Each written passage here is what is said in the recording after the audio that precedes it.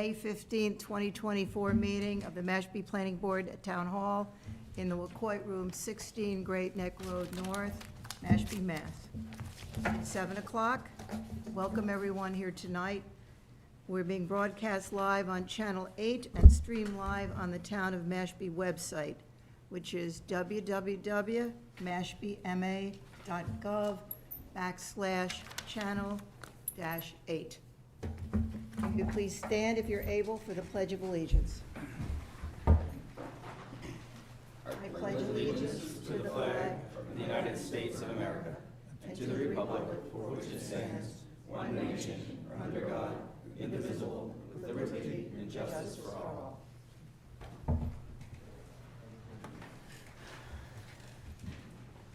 Next, we'd like to approve the minutes of the May 1st, 2024 meeting. So moved. A second. All in favor? Aye. Aye. Aye. I'm going to abstain because I recused myself from the majority of that meeting. Okay. On May 3rd, we had a meeting, I don't know if, yes, it is in our packet. May 3rd, a duly noticed public hearing. We had a quorum. We had 3 people at the planning board. This was a Friday afternoon. It was not televised. And we voted to establish the fee schedule for certificates of exemption from the tree preservation bylaw and a fee schedule application for a tree preservation permit. And that is when engaged in a building activity as defined in the tree preservation bylaw. The exemption charge will be $50, and to do a tree preservation plan, the application fee is $100. Modest sums, I think. Now I will entertain public comment, but I will not entertain any public comment with respect to, yes, You still need to take a motion to approve the May 3rd minutes. okay. Do we have them? I believe so. Yeah. They're very, very, It's- very brief. it's, Oh, they're so brief. Yeah. Yes, I you're missed right. them. Yeah. May I have a motion to approve the May 3rd, 2024 minutes of the meeting? So of the Planning moved. Board. Second. All those in favor? Aye. You weren't out there. Okay, thank you. Public comment. Public comment for any matter that you think is of importance to us, but not at this time about New Seabury Properties LLC. I'll let you know when we're doing that. It'll be after, pretty much after we have the public hearing, and you'll have an opportunity to speak. Yes, ma'am. Just a question, are the mics on? It is lit up. I don't know. I just bring them close, that's Hello? all. Just bring it closer. Okay, sure. All right. Is that better? Yes. Okay, sure. Public comment on any matter but not New Seabury Properties? No one? No one wishes to speak? Okay. All right, the next thing is approval not required for the Evergreen Energy LLC. Is somebody here for that? Thank you. I'm looking at the packet, and what is your name, sir? Sam Imelli with JC Engineering. Sam Imelli. Okay. I'm looking at the packet, and I think our documents are in order. There's an application for endorsement of the plan that is believed not required approval. Notice of application, filing with the Mashpee Planning Board. A quitclaim deed. This property was owned by the Roman Catholic Bishop of Fall River. How about that? A corporate sole, and conveyed to Evergreen Energy LLC on May 4th, 2/21, with the legal description, Exhibit A, a note from the signature from William Galvin, the Secretary of the Commonwealth, that the Roman Catholic Bishop of Fall River Corporation is still in existence. Letter of transmittal from JC Engineering to the town of Mashpee with the A&R plan.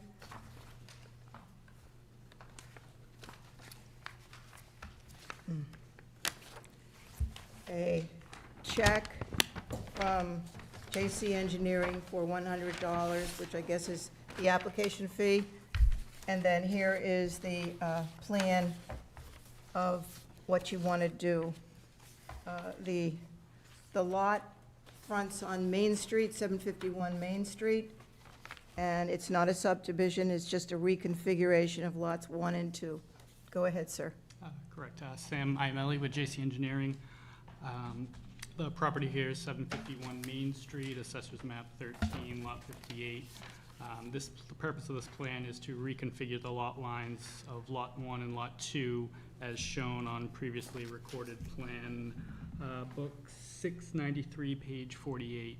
And that previous plan I'm referring to had created lots 1 and 2 from this larger parcel, and this plan is to just simply recreate the boundary line, reconfigure the boundary line between those two lots. Very good. Does anybody have any questions? Any questions? No questions. May I have a motion for endorsement of this ANR? So moved. Second. All those in favor? Aye. Aye. Unanimous. Okay, Maybe sign. we're a little early, so we'll Gotta sign do it. something else. Pardon? Karen, I need Gotta to sign the it. plan. Oh, yeah, right. You have a pen up there? Yes. We all gotta sign it, right? Sure. I think we all gotta sign it. I think we need your permanent marker. I think we all gotta sign it. Yeah. Oh, you have one, okay. Engineers always. 16th, everybody, right? No. May 16th? Is it really? I think it's on our agenda. May 15th.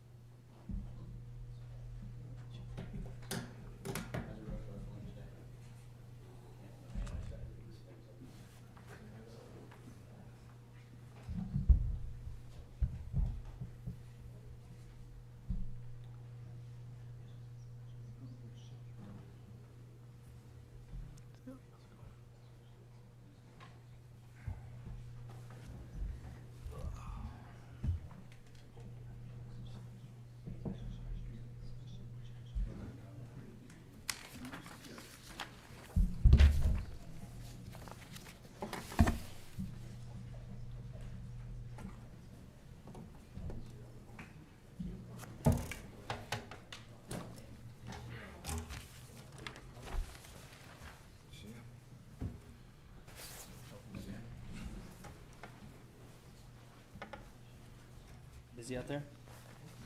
It's starting to rain.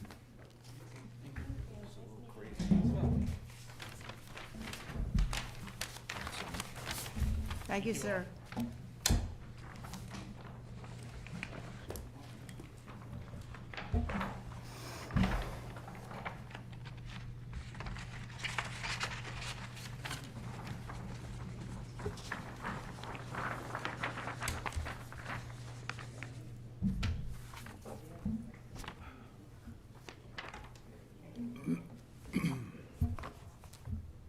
You see, we're on 7:10, right? Correct. Figured I was gonna make it.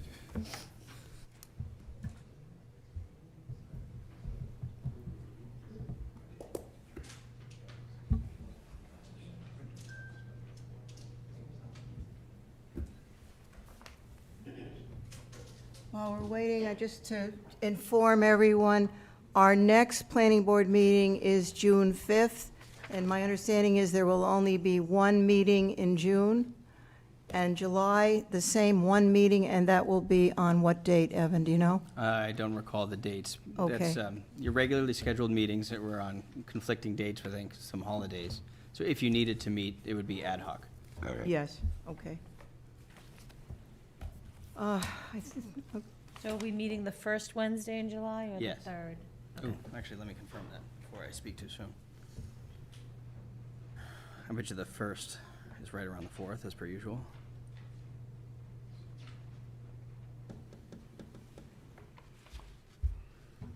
So we It is. opted Be the to Pardon me? cancel the meeting on the 3rd because it is on July 3rd. Okay, So you are meeting the second meeting in July, which is the 17th. Okay, so June 5th and July 17th.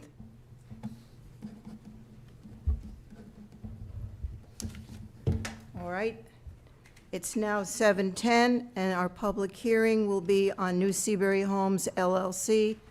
They are looking for a special permit for a cluster subdivision. Madam Chair, I'm going to recuse myself. Okay, Mike Richardson will recuse himself. Thank you. I'm going to head over to Bobby Burns. Okay, just come back, though. We need you. So I would I'm seat, outside too, Mike, Madam huh? Chair, I would seat Rob. Right.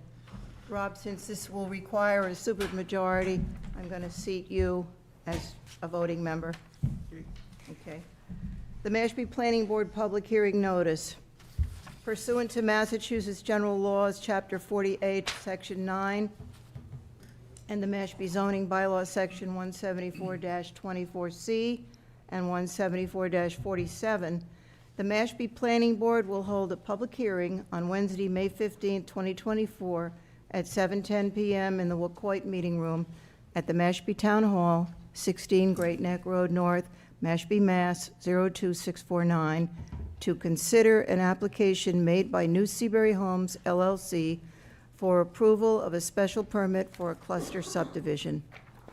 The applicant proposes to divide the properties identified on Mashpee Assessor's Map 110, parcels 58, 59, 80, 82, 83, and 97, and which are addressed as 52 and 58 Red Brook Road and 23, 29, 41, and 47 Great Oak Road, comprised of 318,064 square feet, into 7 new building lots ranging in size between 15,016 square feet and 17,083 square feet. The applicant proposes that the planning board authorize minimum lot sizes of 10,000 square feet with 15-foot side and rear setbacks with 40-foot front setbacks while preserving 181,266 square feet as protected open space. That's 57% of total land area. The plans and submitted application can be viewed in the offices of the town clerk or the town planner.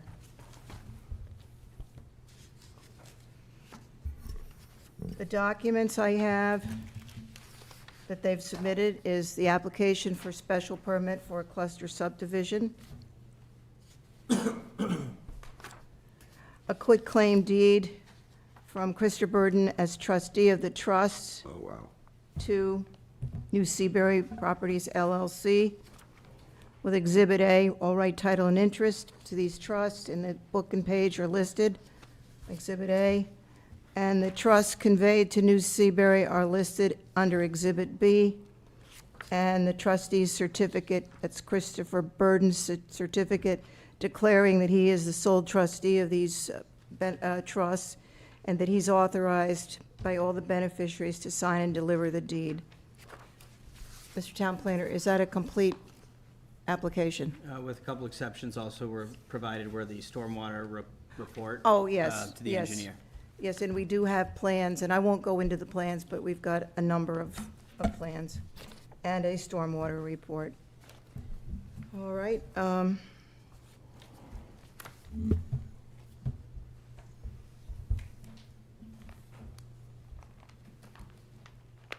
I'll take testimony from the applicant. Madam Chair, if I may, just quickly. Oh. It's about to be 7:15. All right, so I know what to do. I'll, I know, this is crazy. To me, this is crazy. We have a hearing, public hearing at 7:15 on New Seabury Homes definitive subdivision.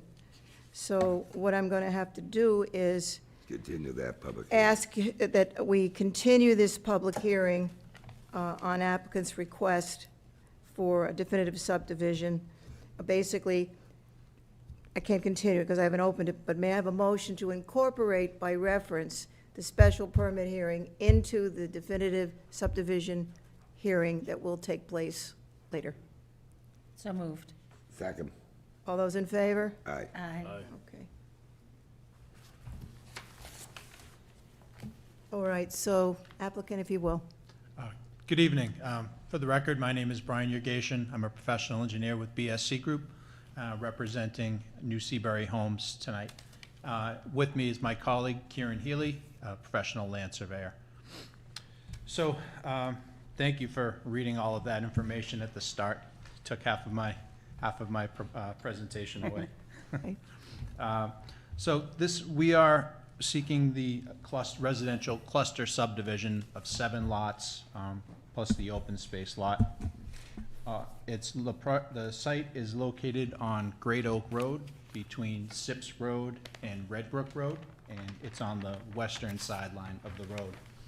The property contains several parcels. I won't list all the map and parcels, you already did, but comprises a total of 7.3 acres of land in total. We're proposing an average lot size of approximately 16,000 square feet, and we are providing 4.16 acres of open space, which equates to 57%. The proposed subdivision would be served by public water, private sewer, and then as well as we'd have electric, which would be provided by Eversource, and we'd have natural gas provided by Engrid. We also have a complete stormwater management system, which has been designed, easements shown on the plan for the stormwater management, which meets both the Mass DEP stormwater requirements as well as those of the town of Mashpee. Just a little bit more on the sewer. So what we're proposing is to connect to New Seabury's private wastewater treatment system. They have their own treatment plant. To do this would require that we essentially run a force main from the proposed subdivision down the sideline of Great Oak Road, and then cutting through land owned by New Seabury into Red Brook Road, where it would tie in. If you're familiar with the pump station that you've seen there on Red Brook Road on the right-hand side, there's a manhole right outside there where we would propose to discharge. What this will require is that every one of the homes will have what's called an E1, which is a wastewater grinder pump. Each one of those would have that in their basement so that they would discharge into the common force main, which would be run down the middle, more or less, of Osprey Court, the proposed subdivision road, and then from there it would go off-site, as I described.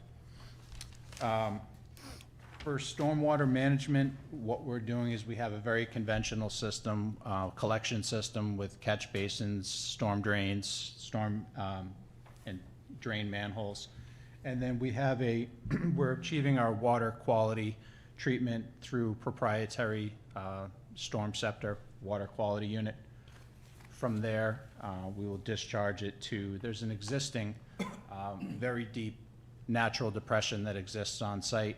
It's a natural feature, so we see the benefit in preserving that as much as we can without the need for, additional construction of additional facilities and disturbing more land. So that has more than sufficient capacity in it to manage all the storms up to and beyond even a 100-year storm. We did receive comments a few weeks ago from Mr. Pesci, and while we haven't had a chance to finalize any plan revisions and submit them in time to be heard tonight, I would like to, if you feel it was helpful, we have prepared responses for all of those. We can go through them all. I guess I would tell you at the start, we agree with 90% of these, and we have already started making the plan changes per the comments. There's just a couple items that I think would be important to discuss that we feel would require a waiver, and then there's just one more technical thing related to stormwater, which we could certainly, I could present our position on it, and if you want to entertain it back and forth. Those ones first that are, need some interpretation. Sure, absolutely. So one of the waivers which we're requesting is that, What number? Are we going over the comments from Ed? oh, I'm We sorry. will go over the Yep, we can- comments, but Oh, no, I'm sorry. I got lost, so. what That's do- okay. It was my fault. I will take those out of order, the first couple, and then we can, if you feel the need, we can discuss the other ones, which we have no issues with and agree with. So, looking at, I guess we would start with comment number 2. Oh, I'm sorry. Okay, comment number 4. The comment reads, "We note that a sidewalk on at least one side of the road is not included in the design cross-section of the subdivision and as required by section 9 road construction standards." So we're proposing a waiver from this, and, you know, it's only a 7-lot subdivision, so it's not a, you know, a massive subdivision. And when you get out to Great Oak Road, there are no sidewalks. And in fact, the closest sidewalk that I could find was if you head north on Great Oak Road for about 3/4 of a mile. There's some building there, Children's Museum or something it is. That's where the sidewalk starts. I didn't go south. Maybe there's one closer, but we feel like it's, you know, putting a sidewalk out to the main road and there's nowhere to go. So we felt like it really wasn't warranted in this. So we would be seeking a waiver from that. The other waiver item which we were going to seek would be relative to comment number 5. And the comment reads, "No landscape plan showing shade trees nor lighting plan has been provided for review. We recommend that the applicant also discuss these requirements with the board and provide justification for relief as appropriate." So I guess on this one, it kind of threw me a little bit off guard because I couldn't find any requirement in either the subdivision regulations or the zoning bylaw for the shade trees or street lighting. However, upon further review, we did find, and you had mentioned it at the outset, you have a tree protection or tree preservation bylaw. So I'm assuming that that's what the Yes. comments are relative to. I guess what that would entail is that we need to identify which trees would be coming down and which would, so, you know, if there's an option for a payment in lieu of replanting, so I guess we need to be able to quantify that. But I just wanted to check to make sure that that's where, That's what it is. okay, all right. And one thing maybe you know off the top of your head we couldn't find, is there a minimum caliper, you know, minimum diameter tree that would, 2 inches. to which that applies, correct? And it'll be for the lots where the lots are designated, 40 feet, that's the protected area. Yep. 40 feet in the front, 15 feet, and 15 feet on the side and the back. Okay, so it's equivalent to the setbacks? or Yes, the according to the areas. setbacks. Okay, all right. And do you know, is there a minimum tree diameter that applies to? In other words, if it was filled with 4-inch trees, nothing bigger, would that apply? You don't have to replace a 4-inch tree. 6 inches diameter breast height to 4.5 feet above grade. Okay, thanks. 6 inches, 4.5 feet above grade. Okay, And I can talk to you more about that, Brian. okay. We're just getting underway in the program, so. Perfect. We'll map it out. Thank you. Yeah, so I'll be happy to work with Evan on that. The other question I had was What, relative. on the lighting, what, you're wanting to waive the lighting? Correct. We feel, especially where we're proposing to a waiver from the sidewalk requirement, it's a very short road, and we didn't really feel the need to light it up at night. Are you gonna have a sign for the entrance? So you need lighting on that. We probably would, to be honest, we haven't thought it out in terms of what they want for a sign. I do anticipate there would be a sign. My guess is that it would be a wooden, something fairly capey, nothing that we would light up. There's a street sign shown on the plans, Madam Chair. Pardon I think me? they mean There's like a a, street sign that's shown on the plans, so that Yeah. is there. Yeah. So it is. I don't think we've ever waived a lighting plan. What else? What else do you want? As far as waivers, those are the only 2 waivers that we would be requesting. I guess the one comment which I guess you could say we disagreed with or have a slightly different opinion on is relative to, under the stormwater management, This is page 3, comment number 1. So the site, I'll read the comment first. It says, since the site is located in a Zone 2 of a public drinking water supply, additional BMPs are required to provide at least 44% treatment of total suspended solids prior to infiltration.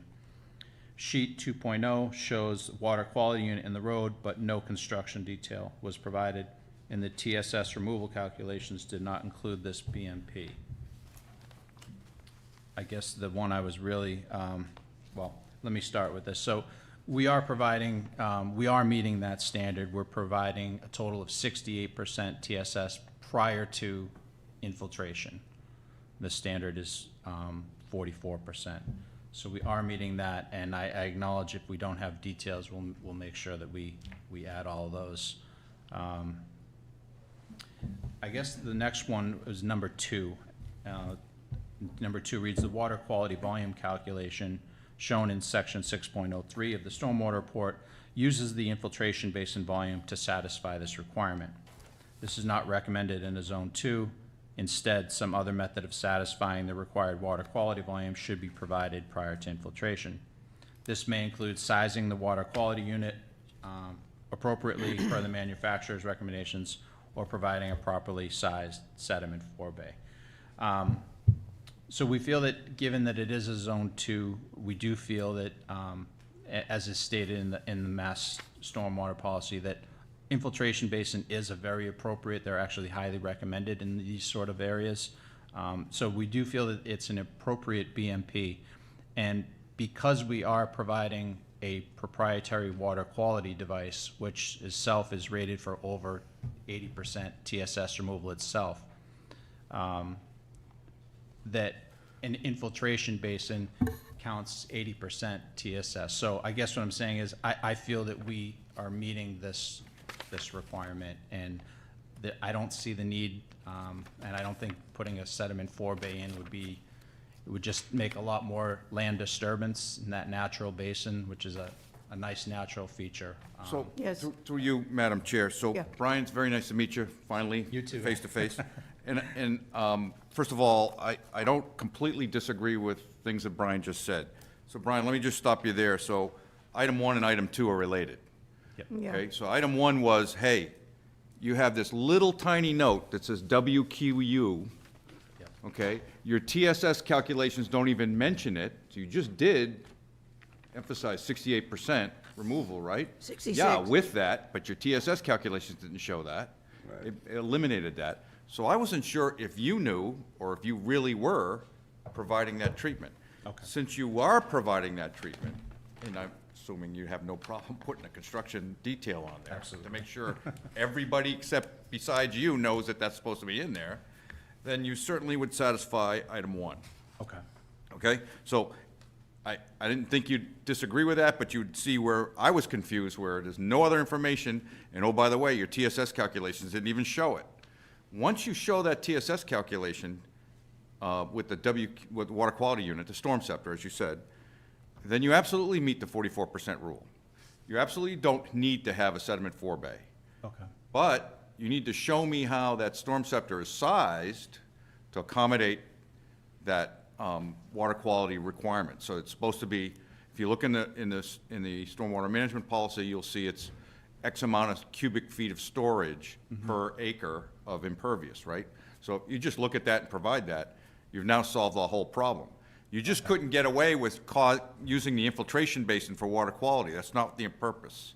You need to provide the treatment before it gets to the infiltration basin, and certainly providing the storm scepter will do that. Okay. So yeah, those two are related. I can see where you might be confused on that, but it was really just to call your attention, hey, this is missing, let's fix that. Got it. And I never received a list of waivers, and so, Madam Chair, the previous comments about waivers and a lighting plan and shade trees, and I didn't grab I should have, the subdivision rules and regs that I have printed out real quick, but it was in there, but I certainly don't have any problem with them asking for those waivers, but since it's part of the subdivision rules, I need to call the board's attention that, hey, this is relief that needs to be granted they didn't ask for yet. And they have now. The sidewalk was one. Yeah. Sure, I think I understand and would not terribly disagree with the need to not need a sidewalk in that remote corner. But I also didn't know if there's a sidewalk committee in town that's gonna build a sidewalk there next year out on Red Brook Road or Great Oak Road that I didn't know about. So I figured, well, better bring it to everybody's attention. They can ask for the relief and you'll be in good shape. The other comments are really pretty minor, Brian. They're pretty easy to deal with, unless you have another question about any of them. No, and actually, as I said, we've already addressed most of them. And I We see- don't have, they're all very clear, and And I want to acknowledge the review by the fire department did provide us some new information. I'm glad that they reviewed it. I'm glad that they said, hey, the nearest fire hydrant near the entrance is too far away. Let's put another one, and you have done that. And when you say at the entrance, you're not talking Great Oak, and you're talking The right at subdivision Osprey, entrance. Osprey Court. Correct. Osprey Okay. Court Because he didn't intersection. really write that clearly. Yeah, well, I certainly understood Yeah. what Chief Phelan was explaining, so, and he's, I believe, satisfactorily addressed it here. Okay. And then really all we'd be needing to get is revised plans from them. So, which will include the waivers on the cover as well, which was one of the comments. so I guess to reiterate, the waivers that they're requesting are for, no sidewalk. Right. No lighting plan because they don't have any formal lighting proposed. Again, you can decide whether you'd like to have a light fixture at the main entrance, right at the entrance where the street sign is and so on. And there'll be a stop sign there eventually. You're gonna put the stop sign up there that I requested. Yep. And landscaping plan is typically done for a subdivision. There's a discussion in the design guidance, subdivision rules about shade trees. So there was no discussion about shade trees, felt that ought to be brought up again. It's very typical, certainly of, the board has seen plenty of subdivisions that show a landscape plan and/or commercial properties that are before the board that need a landscape plan. So I thought that was something that was reasonable to talk about. Yeah, well, you have to do it, it's the law. Okay. Now, do you want to go through this, Ed? I Can I offer 2 points before he does? Yes. Just on the shade trees and lighting. The subdivision rules and regulations contemplate shade trees, and they really encourage, through the subdivision design, the preservation of certain shade trees that exceed 12 inches in diameter. I do think that the purpose and intent of that specific regulation will be satisfied via a satisfactory tree preservation plan submitted through the tree preservation bylaw. On the lighting plan, there is no requirement that streetlights be provided, but if they are provided, there are certain conditions that need to be met with regard to how they're hooded and how light dark is. sky compliant. Exactly. So and those are contained actually in the special permit regulations. So that your subdivision regulations reference your special permit regulations with regard to lighting. And it's also in the design review section. And then just on a street, like a subdivision sign, and like a neighborhood sign at the front, should be shown, I think its location on the plan. But it could be dealt with, as long as the location is defined and approved by this board, it can go through the design review process subsequent to the action of this board. I feel like I'm missing one item, but if I recall, Madam Chair, I'll let you know what it is. Okay. What about question or statement 9, section 4, nutrient loading? Please provide the nitrogen and phosphorus calculations for review. Yeah, we've done those, and we will include them in the report. Okay, so you're saying basically, but for really the stormwater issues and the sidewalk, which we've resolved, I think we've resolved here, you agree with everything else that's in Ed's report? Yes, I do. Okay, so you will comply with all those conditions? Yes, we will. Okay. Madam wonderful. Chair, I do recall what my last statement was, and it was relative to mailboxes.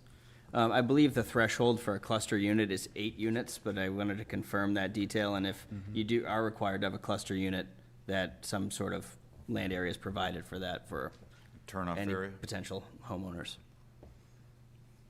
So I don't know if that's a requirement, but I would Okay. encourage you to evaluate that with the postmaster. Well, I'm not sure I know what you're talking about. We had some issues a few years back, whereas projects were approved in subdivisions that exceeded a certain threshold of units. I think it was something like 8 lots at that time, and people were seeking to establish their mailing addresses, and the postmaster would not allow them individual mailboxes because they have a policy relative to clustering the mailbox is in what's a cluster box unit.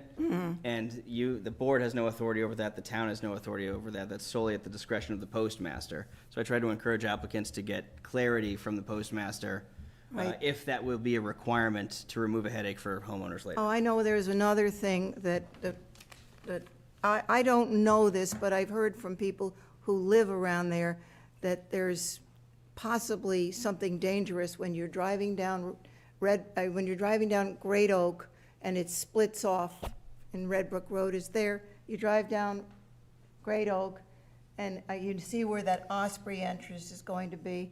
A lot of beach traffic, a lot of people in the summer.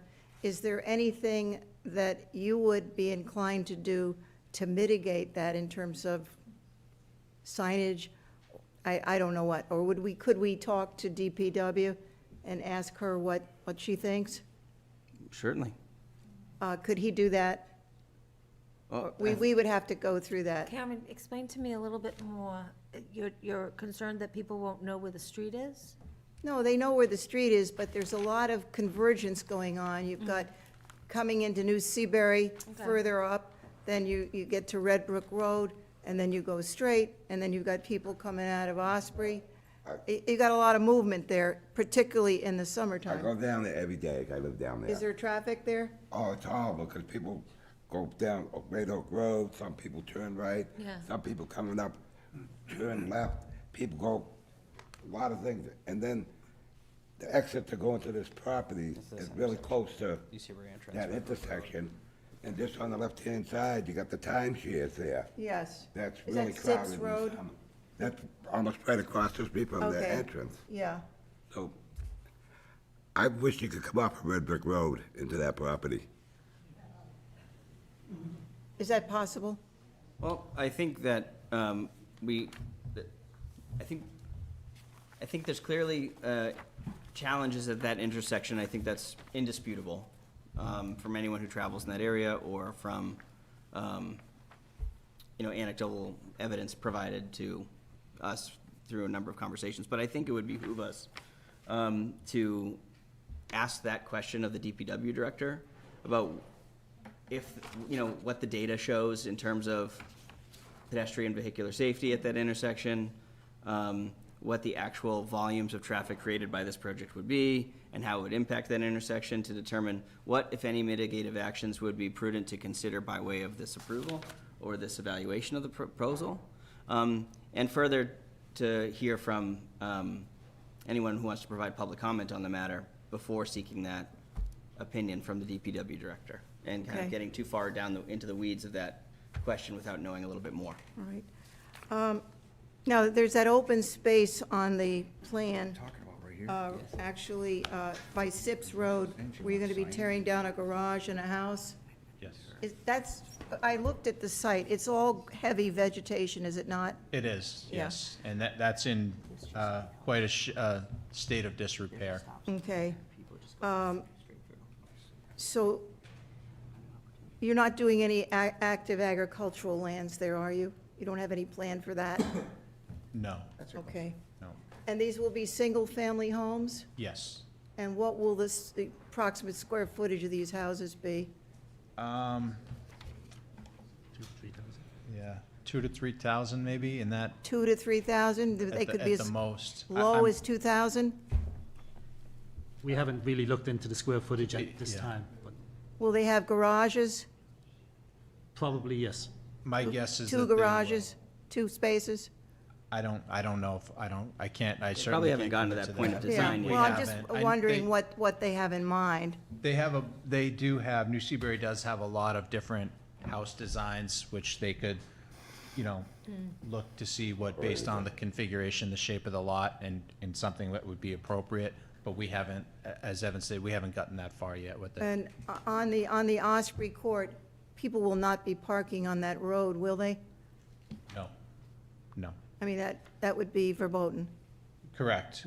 Yep, there How do you will be enforce that? driveway, at least How a do driveway you avoid that? I don't space. know how you, If you have enough, So I do you think- have enough space?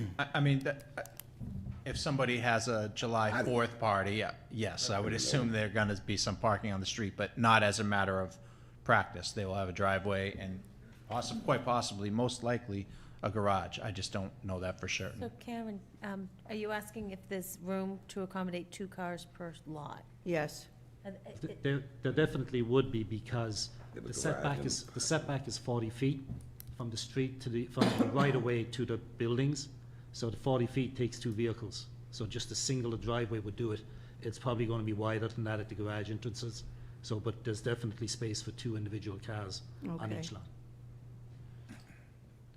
If I may, I just wanted to get back to your previous question, because I think what you were coming at was really something that, that Ed hit on in his comment number 2, where he was talking about, we noticed that there's a lot of trees and brush on the north side Yes. of the intersection. And so to that end, we have done a site distance calculation, and the revised plans, which you will soon see, are going to show that that area has been cleared so that there won't be any issues with either stopping site distance or, you know, cars turning in. Okay. Since wastewater has been like uppermost in all our minds, I was wondering what the total TMDL would be. Do you know what that calculation would be? I don't have those numbers with me, I'm sorry. But we can certainly, that will be in the, well, there may already be in the water quality, it should already be in the water quality report. Is part it- of your So it just so packets. happens that, I don't understand why, but this site is not contained in any watershed that's been studied by the Mass Estuaries Program. It falls just outside the Pompanesett watershed. And so a TMDL has not been established for this little sliver of area. It's not far from the other watershed. I actually looked at both of them. There's a nice feature on the Mass DEP, or Mass MEP TMDL viewer, believe it or not. They have a viewer, and you punch in the address, and it'll tell you what watershed it goes to. And it's not the Mashpee River or Pompanesett watershed, it just happens to be outside of it. So the water quality report, the water quality section of the water quality report discussion in the zoning bylaw asks for what kind of impact would that have on the TMDL.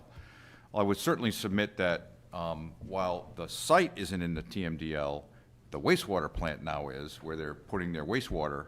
Yeah. However, that wastewater is included, that wastewater plant is included in the TMDL calculation up to the volume of permitted capacity of that treatment plant.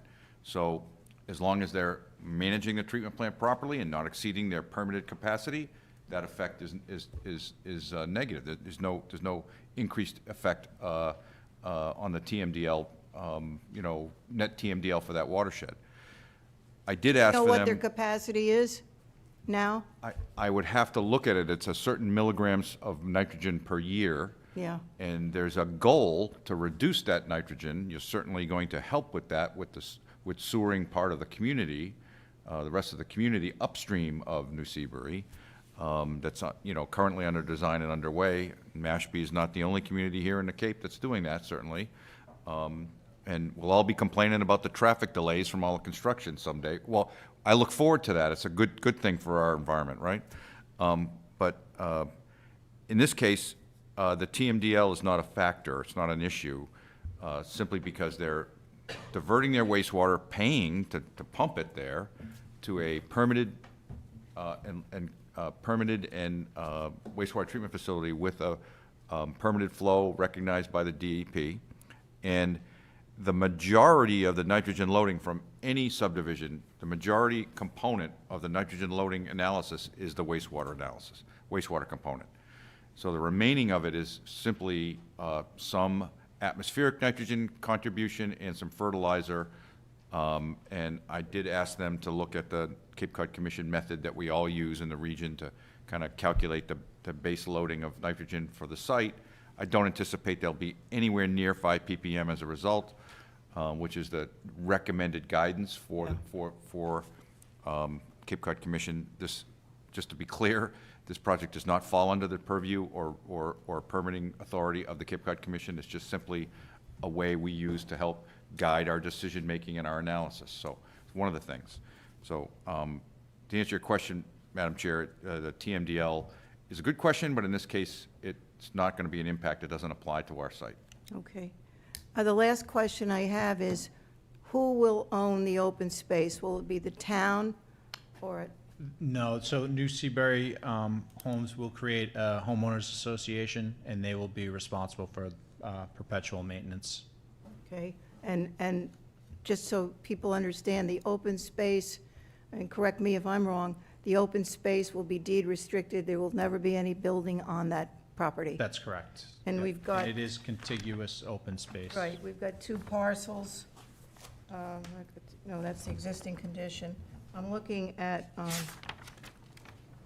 Plan C-0-.0. You've got one open space parcel of 181,266 square feet, and then another one up by Red Brook Road. I don't know what size it is. It's all the same. It's, if you look behind the cul-de-sac, you'll see a narrow strip of land that connects it.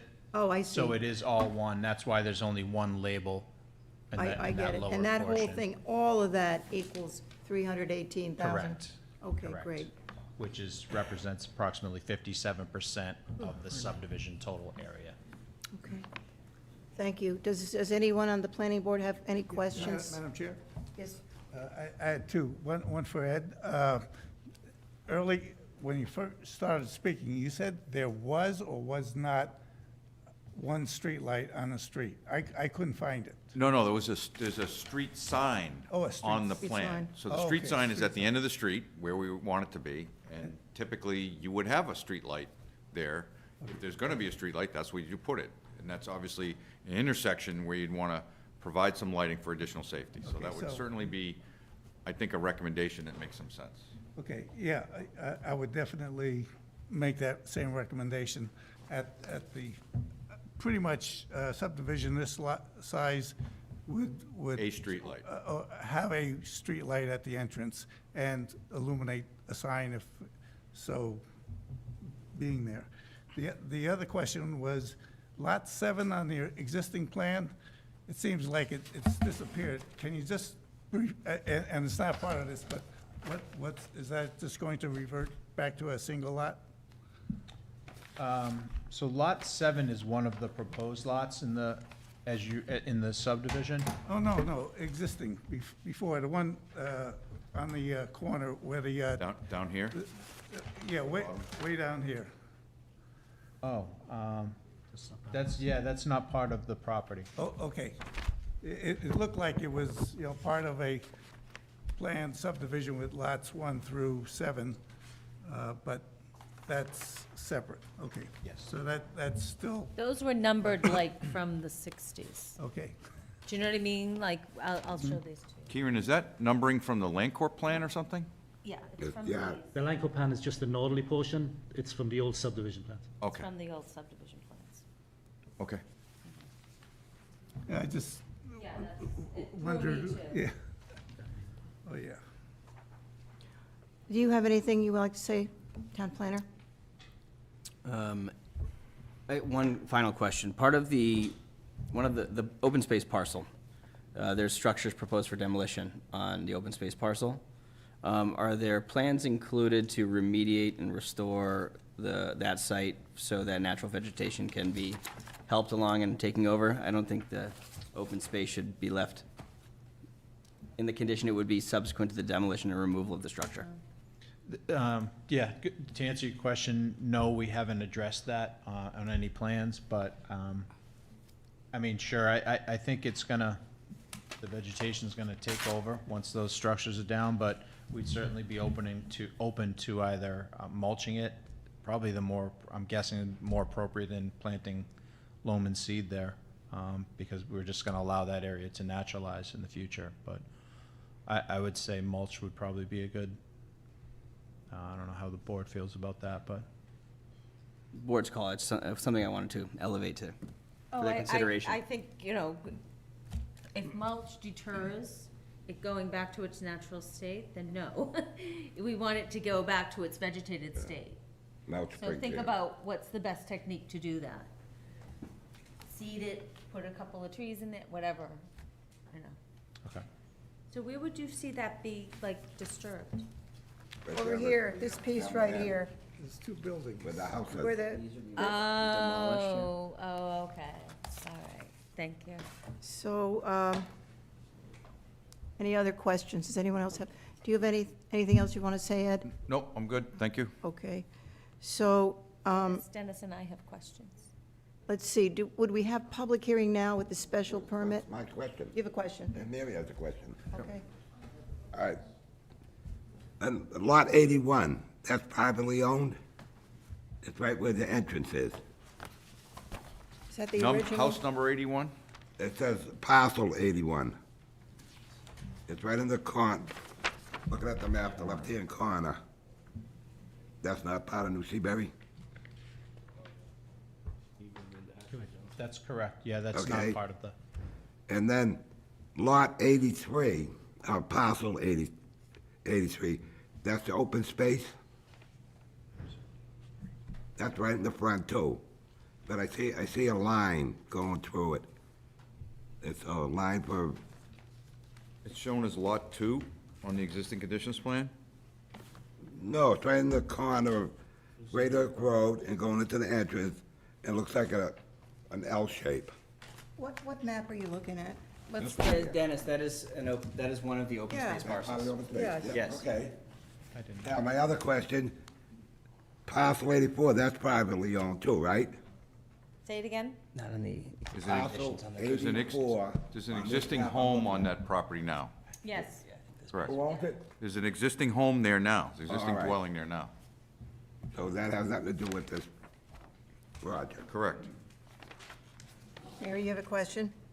Dennis, are you done? Yeah. Okay, all right, so, one, I just need to declare that I work for the town of Yarmouth, and sometimes I review work by Brian and Kieran, but I don't think, I like to disclose that publicly, but I don't think that causes a conflict of interest, great enough that I would recuse myself, so.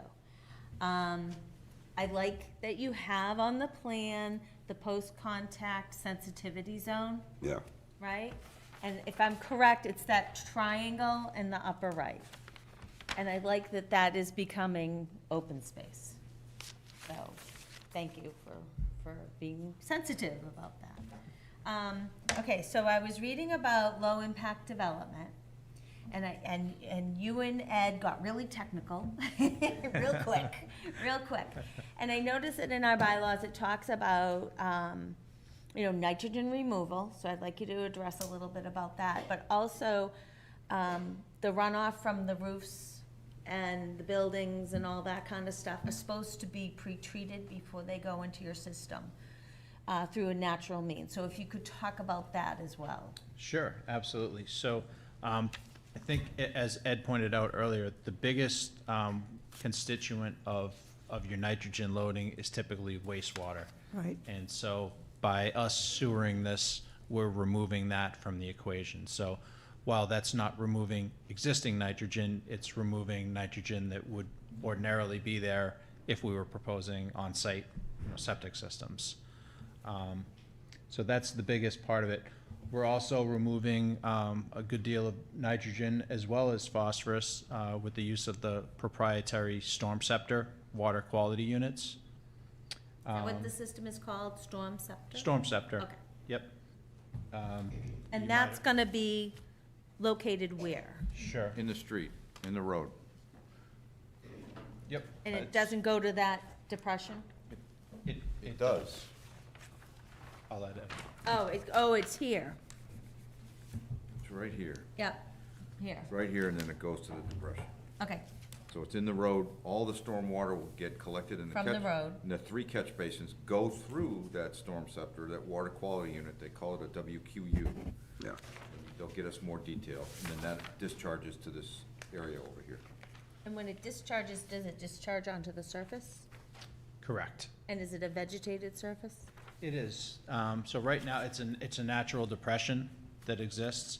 I would love to be able to just keep it 100% like that, but we're gonna have to put in a spillway, or not a spillway, we're gonna have a pipe discharging there, so we'll have a flared end, as well as a riprap apron to protect against any potential erosion. But most of it will stay as is. Vast majority of it will stay undisturbed. Correct. And it's a beautiful depression, it's a perfect spot. It's really ideally suited for what we're doing. Okay, and what about the water from the roofs? So what we've done in our modeling is we've assumed water flow from the front yards. When every one of these individual houses is gonna have to go in at a later date for a building permit, so it will be addressed at that point. But what we typically do is we provide dry wells for the roof runoff, so that all 100% of the roof water will be captured and recharged into the ground. Through this system? No, independent, so it would have a separate, probably typically we do 2 dry wells for a single-family residence, one on either side of the home, just because it's easier to get the gutters. You have to connect all the downspouts, and sometimes it's easier than trying to go from the left side of the house around the front to the back, so we typically provide 2. So I just point your attention to section 174-27-2. 2. For new single or two-family residents, recharge shall be attained through site design that incorporates natural drainage patterns and vegetation in order to maintain pre-development stormwater patterns and water quality to the greatest extent possible. Stormwater runoff from rooftops, driveways, and other impervious surfaces shall be routed through vegetated water quality swales as sheet flow over lawn areas or constructed stormwater wetlands, sand filters, organic filters, or similar systems capable of removing nitrogen and phosphorus for stormwater. Sure, so I guess my comment on that would be that Mass DEP considers roof runoff from non-metal roofs to be clean, and they allow you to recharge it, in other words, exfiltrate it That's into the okay. ground without, so this water is technically considered clean from the roofs. That's okay. And personally, I feel like it's a better solution to put it pipe it right into a dry well than it would be to send it overland, where potentially it could cause more erosion. That's okay, but that's our bylaw. Okay. Do you know what I mean? That's our bylaw, and we've decided that this is the best way for our community to deal with that water, and we've made other developments do it. So you need to address it. You need to have some nutrient removal system through that. For the homes? Yep, it says, this was a big thing that we did. Storm runoff from rooftops, driveways, and other impervious surfaces. So I'll give that to you, and you can ponder upon that. Okay. I'm sure you can think up a good, easy solution. So Madam Chair, let me just comment on that. I read that a long time ago, and I said, who put that in there? Dennis and I did. For roof drains, because that is not standard practice, it is not recommended practice. It is understood that there will be some, even though the roof drains, the roof runoff has a very small component of nitrogen. It's from the atmosphere, because we have mostly nitrogen in the atmosphere. But it's small dissolved component of nitrogen. Yes, collecting it, putting it on a vegetated swale will help attenuate that nitrogen. So Brian, what you could do is direct roof runoff downspouts to a swale, and then that could go and be channeled to an inlet, an area drain in the yard, so you could infiltrate it, because putting it back in the ground, as you know, simulates existing conditions to allow it to percolate back in the ground. So you're recharging the runoff back to the ground to simulate existing conditions. It actually enhances that simulation that you're trying to achieve. So I'm much more in favor of I'm in general agreement, yet I understand that that's not in compliance with the local bylaw. So Right, so there's a way to skin the cat here a little bit to do Well, both. Ed, if you're constantly having a gripe with this bylaw, then you should write up a bylaw change for us, but right now, that's what we have. We have Understood, this- understood. So I just gave him an idea that he could follow, that could probably do both, that could do both, I should say. You could also put a rain garden right there, too. That's what it's calling Yeah, for. that's what we That's call what it. it's calling for. That's what we did. Well, wouldn't even I mean, I've got rain gardens around my house, even just a big plant right in, in that area where the gutter drains. Right. And then you direct the Typically, water. subdivision plans wouldn't show you how a rain garden around a house is gonna be planted. Yeah. That's not something you would typically see in a subdivision Yeah. plan No, set. but we could put it as a condition to the special permit, and we could put it as a condition that it's on the plans, so it doesn't get lost. when Or a it's note being- could be put on the plan, sure. Right, so it doesn't get lost. Obviously, you can't design that now, but it Right, doesn't because we're not get seeking lost. approval for the individual lots. But it doesn't get lost when review, when. Part of your landscape. Okay, so I had another comment about the lighting plan. So I think that, due to the attention that we have in the room, I think it's really important to either have a lighting plan or some type of certificate saying that there won't be any, light pollution onto the abutting properties. I like lighting plans, I don't know, they must be awfully expensive if you're saying, we're not gonna do one, but you need to give us something to hang our hat on, so that if the neighbors, after construction, there is light pollution, there is some type of condition in our decision that protects them from that. Where would there be light pollution? Your plan is not to have lighting. That was our plan, that was the waiver we were seeking, but I heard through the discussion tonight that it would be recommended, probably a good idea, to have one at the intersection. At the intersection. Which I was gonna, I don't think we have an issue with that, I think we could do that, it makes sense. If we need to provide a photometrics plan for one light, we certainly can, Mary, but Something. I mean, it will have a shield, it will be dark sky compliant, I don't know that But And what we've done is we've had lighting plans, and then lights get installed, and they don't comply with the lighting plan. So we were able to go back and say, you need to change that light.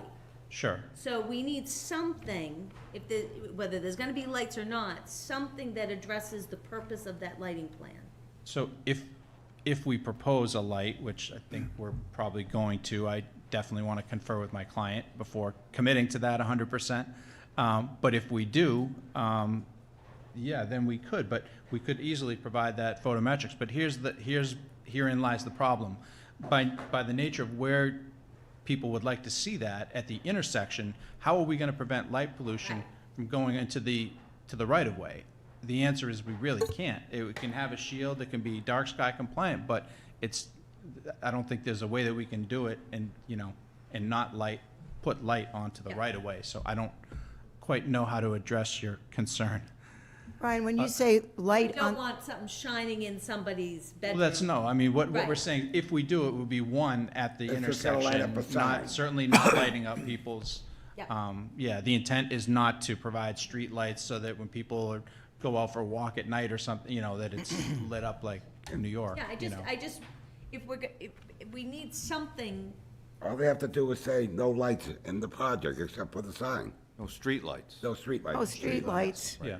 One light, and it'll be dark sky, and Well, you don't I need a want that sign. photometric for that, do you, so Ed? you think- want the sign lit, but not a street light. Yeah, No street lights, just a sign that, That's you what I guys pointed up to it. that was my question. I didn't understand if the board was talking about the installation of a street light, or if you were talking about the installation of a sign for the subdivision that was uplit. Yeah, I'm thinking the latter is what you were suggesting, Yeah. Dennis. Right. Not And a that- street light. And the uplit would Oh, I'm not thinking shine just on a- anybody Correct, else's so as a property. condition Okay. of the permit, you could cover that sign, but it would be evaluated and approved by the sign. by the design review committee. To be compliant with the requirements of the zoning bylaw, I would just ask if that's the solution, that sign be shown Yeah, on the that's what I plan. was asking, yeah. Okay, I'm sorry. Yeah. I misinterpreted. I thought you were asking for a street light. I was. You were, okay. Oh, sorry, Ron. Just to throw another. Yeah, would you- I was So clear what do you about that. think? You think an I was on the uplit same light page is with you. enough? An uplit sign is enough? Or you wanna think about it? I still like a downward glowing light that does not interfere with neighbors. I agree, and I think that would also accomplish lighting up the sign if we Are put there it. any other streetlights along Great Neck Road South, or Great Oak Road, or Red I Brook think there's Road? 2 or 3 of them, and that's it. Okay. Okay. All right, I think that's it. Thank you very much. I have a question. yes, Dale.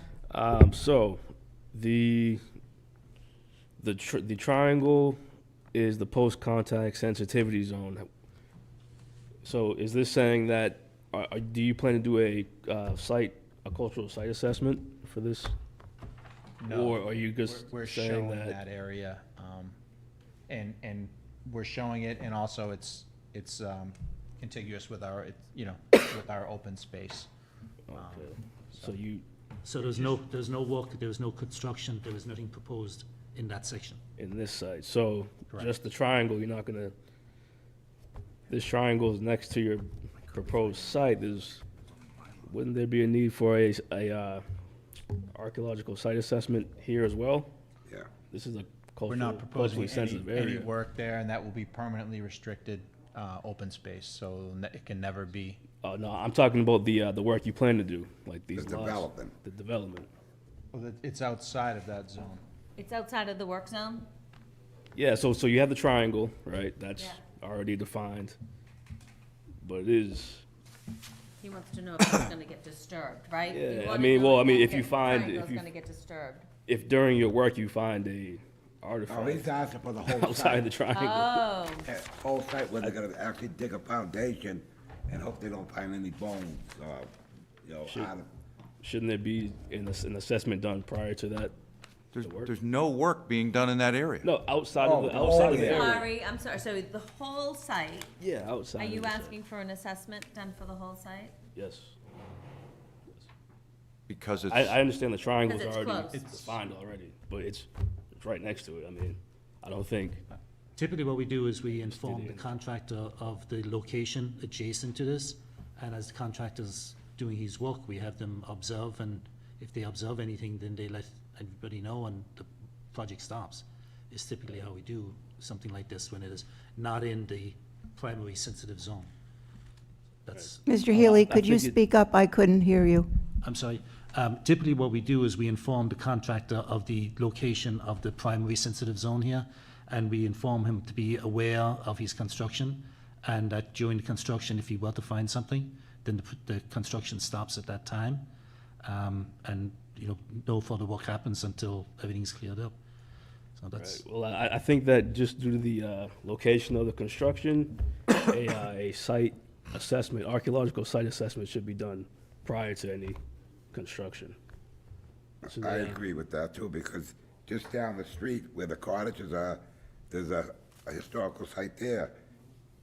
Before, a piece of land after tribe owned, and they did a historical find there, so I'm sure there's something. It'd be a good idea just to take up, And I think that we discussed this at another meeting, and PAL is that laboratory out of, I don't know, Rhode Island that does it, and Yeah. the thing is that they have new equipment. Yep. They have new equipment since our PAL study was done. So we could make that a condition that before any work started, that a PAL came down and surveyed the area real quick. I mean, do they do it for free? No, I mean, we could. I guess I don't understand that we have an We area could that's ask for it designated. before, we could ask for it now while the hearing is open, or we could ask, or as a condition to the special permit.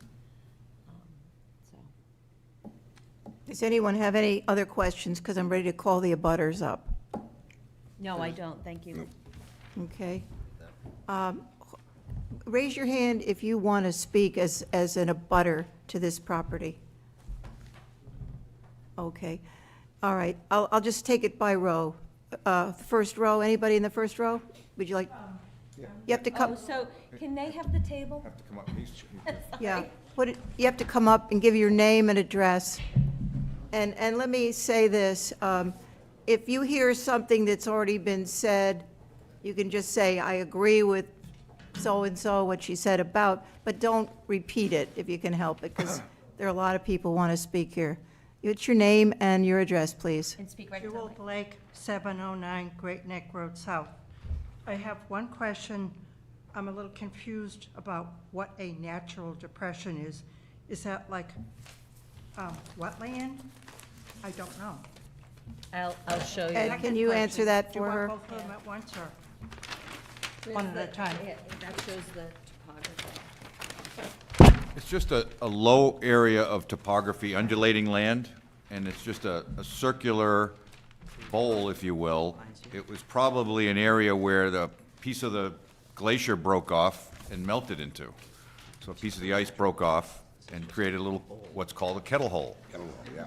Like a And- kettle pond? And the Yeah. kettle is dried up. You see the topography line? It's not a kettle pond, it's dry, It's high and dry, Water, but right. but the topography is there that looks like a kettle hole to me. But, you know, it's definitely a natural depression. It wasn't there as a result that we can tell anyway of any excavation that was done. It's just part of the undulating land surface of that area. Would you And that consider would it not a vernal- constitute wetlands. I'm sorry? Vernal, You would have to have, for a vernal pool, you'd have to have a wetland resource area. There is no wetland resource Okay, area there that- at all. Well, you don't need to have wetlands near a vernal pool, but anyway. Wetland resource area. I didn't say water, I said wetland resources. So it's different. If there's water, that's also wetland resources, right? But there's I don't think an that's- area of natural collection of stormwater, but it's so high above groundwater, above the groundwater table, it doesn't pond there. So it doesn't seasonally flood, and then that would be There's no evidence of that. habitat. I walked down into that hole, look at it, just looks like same forested area that you see around it, just lower. It's just, that's the way it was originally, you know, created, so, it's just a natural area, and to their credit, they're using it to, infiltrate stormwater, and it's a perfect location. They don't have to build anything, they don't have to, construct it, it's there, and, it'll go, you know, recharge the aquifer in that location. Is that in the floodplain, the subdivision? Does anyone know? It is not. It's not? It is not. Okay, my second question is about the intersection of the 4 streets and the, my husband's a CPA and he loves to count. Could you speak into the microphone, please? I'm sorry. I said my husband's a CPA and he loves to count. So I'm talking about the intersection of the 4 streets, and there's about 7 or 8 curb cuts.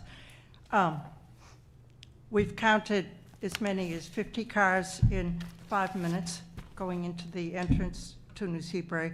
So to add all of this extra construction and extra traffic, it's just a disaster at that intersection already. I take my life in my hands when I try and cross the street. It's really, really difficult. I've heard no mention of when this project might possibly begin. Would it affect summer traffic and beach traffic? Can we go back to that intersection thing again? Okay, Do you walk across that intersection? I'm sorry? Do you walk across? Do you walk I across? try. It's very That's- difficult. Oh, you drive, okay. No, I try, You try, okay. yes. I walk across. Where exactly you're talking about, the entrance to New Seabury? Yes, yes. So it's the 4 streets, and there's like 7, 8 curb cuts. It's just a horror show. And then, so you're going down to the beach? No, I'm walking across the street to New Seabury. Just walking I'm on directly Veterans New Seabury. across. Oh, okay. Crosses the street Right. to get to New Seabury. Okay, You're on thank you, Red I'm Brick sorry. Road. Right, so that whole area is already I know, I go in disaster. every day 10 times Right. a day. You live on what street? Red Brook Road? No, Great Snooze- Neck South, Great Neck Road South? directly across from the entrance to New Seabury. Okay. Oh, okay. Well, maybe we'll resolve that if we talk to the Department of Public Works Director. Yeah. And figure out what can be done to make it safer there, if anything. Thank you. Sure. And are there any future plans for another subdivision? Or is this at the end? No, it could be. So I mean, this whole, as far this as land, Seabury is concerned. the land would, this project, this perimeter of this project wouldn't have any more room for any more lots. No, I mean, is there another area? Other, They own some land down at Buffalohead Bay, New Seabury. So- With the water land in there, but it's kind of landlocked. Okay. The subdivision as proposed is not included within New Seabury special permit area, so any developments they do outside of that special permit area would have to either be already owned and controlled by them or acquired by them and permitted by this board for a subdivision. So it's impossible to say definitively yes, but it's possible. But not within their permit area, that's effectively a build-out. Thank you. thank you.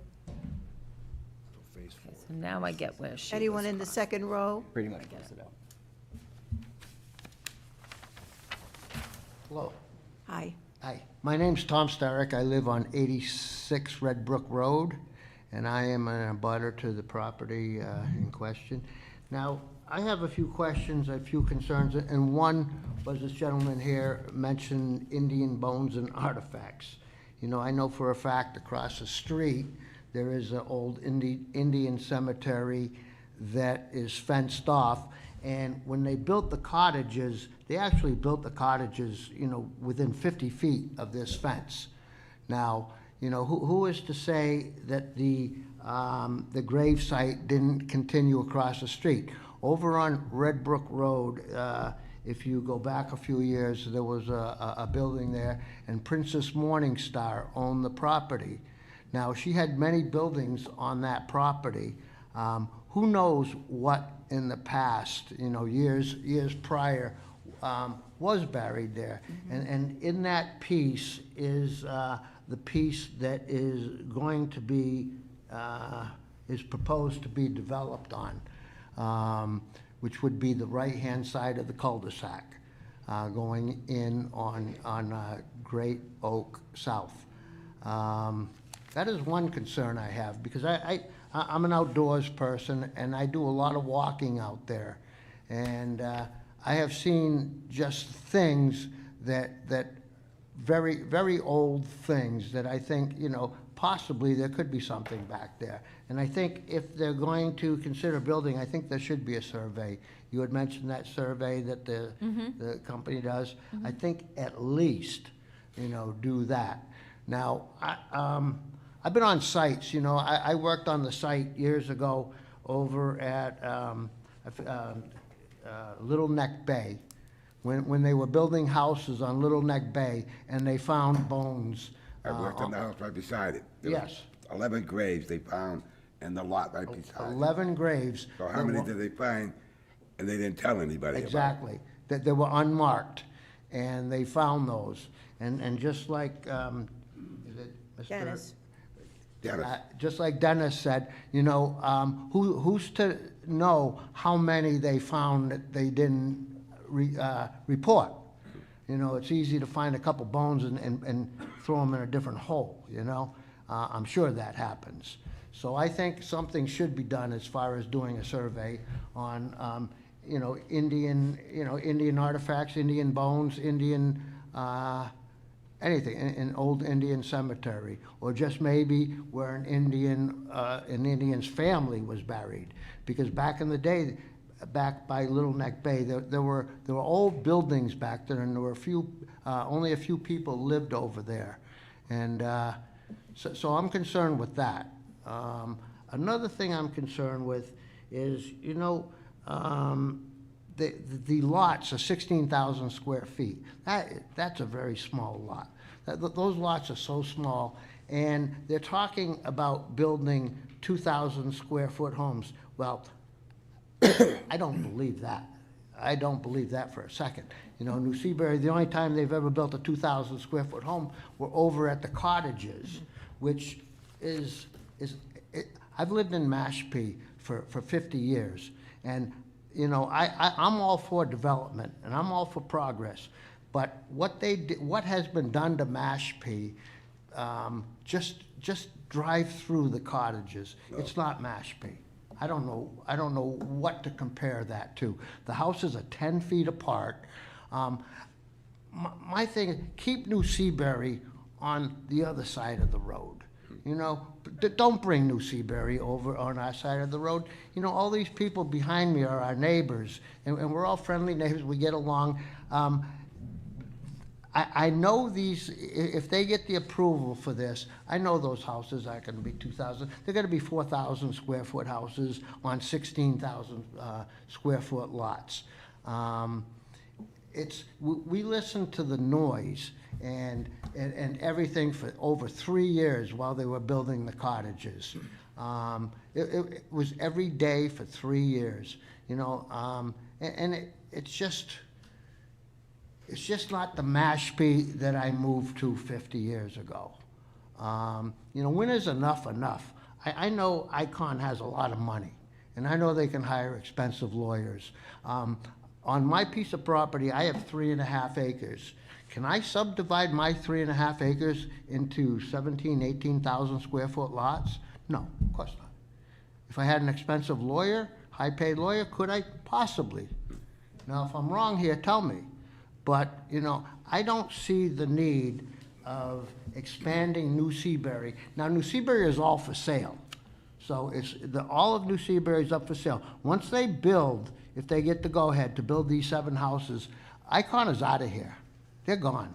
You know, the golf courses, all the real estate, New Seabury is for sale. And when Icon leaves, they're gonna leave Mashpee and move to another town and do what they did here. I think the cottages, I think they're atrocious, my opinion.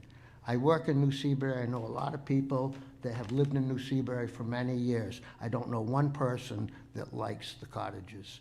It's just not Mashpee. So with that, I think I'm about done. Thank you, sir. Okay? Yep. Thank you.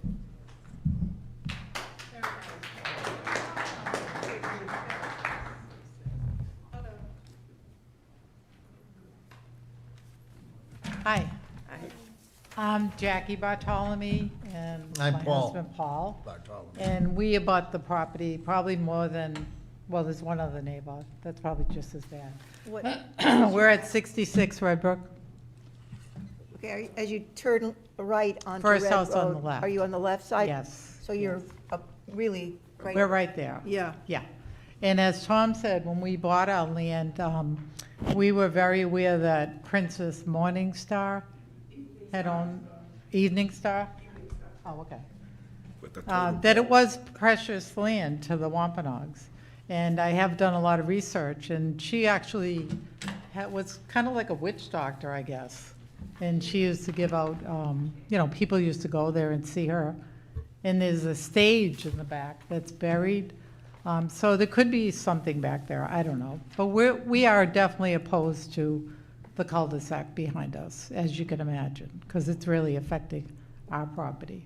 And as far as the open space goes, on the 2 lots on Red Brook, what would they do with that open space? Would they clear those trees totally down? No, they're gonna have to revegetate it, and it'll be deed restricted, and you can never build anything on Okay. it. The other issue that we have is we don't have town water. And it's been a really big problem with the well water. We've had holes in our pipes. We just spent over $2,000. We have a whole water purifying filtration system, but it still doesn't work. So we would definitely like, if this gets approved, to be hooked up to town water, if that's possible. I know our neighbors feel the same way. You know, we're not we always knew when we bought the land that New Seabury owned it, but we never expected clustered houses like this, especially on these small lots. I see where your lot is. Mhm. Can you tell me where that graveyard is? Right behind us, Right behind you? yes. So it On your would, property or would it be No, it's not on our property. It'd be on the, on some, okay. right behind you? yes, Where would that be? I mean, because right behind you is where they plan to build. open space, okay, and Lot 5 is right there. Oh, right, right, Okay. It's all around us. yeah. It's in to the back. left of us, facing our house, and it's in back of us, so. Yeah.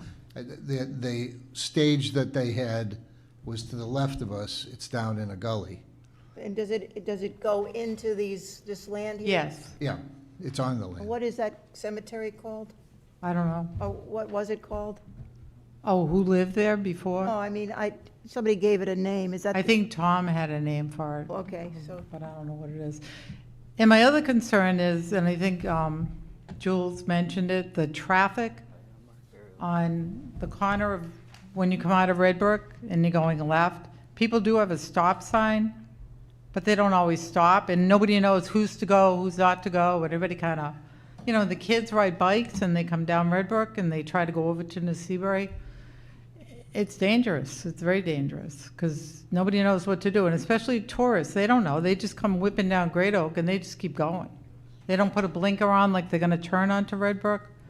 So that's a problem. Now, if they're going to make another turn into Osprey, that's just like right there. It's going to get very congested. And you also have the time-sharing units over there. Is that the Sips Road? Excuse me? Yeah. Sips, Yeah. right across the street? Yeah, Holiday Estates. And there's Yeah. no light around there. No. No, it's I- dark. It's very dark. If anybody was out at night walking, They would get hit. you know. Yeah, and the trucks coming out of New Seabury. I mean, I walk over there like Jewel does. I cross over and walk into New Seabury quite often. And the trucks that are coming in and out of New Seabury all day long, it's unbelievable. Because there's so much remodeling and, you know, now that the cottages are built, it's probably not going to be as bad. But those cottages are going to be really busy this summer. And you have the pool there now. You don't have a way to get in there. So it's very congested. Well, think about it. If you have that large a house, you're gonna have a family. That's true. And if you're gonna have a family, that's not just two people. So what if everybody comes down to visit and they each have a car? You Yeah, know, the noise I mean, is that's, gonna be you know awful. what happens in the summertime, we double and triple our amount of people. It's too much. But what my gripe is that we all have to live by a rule of certain size lot to build your house on. And I can't even imagine building that many homes in that area of that size. I mean, they can build houses there, but they shouldn't be allowed to build 7 homes. That's just way too many for that spot. And you're causing all that other problem besides, you know. You talk about nitrogen, well, I mean, if you had half of it, then you'd only have half of it, you know? So I think you should reconsider this Okay, thank you very variance. much. Yep, thank you. Next row.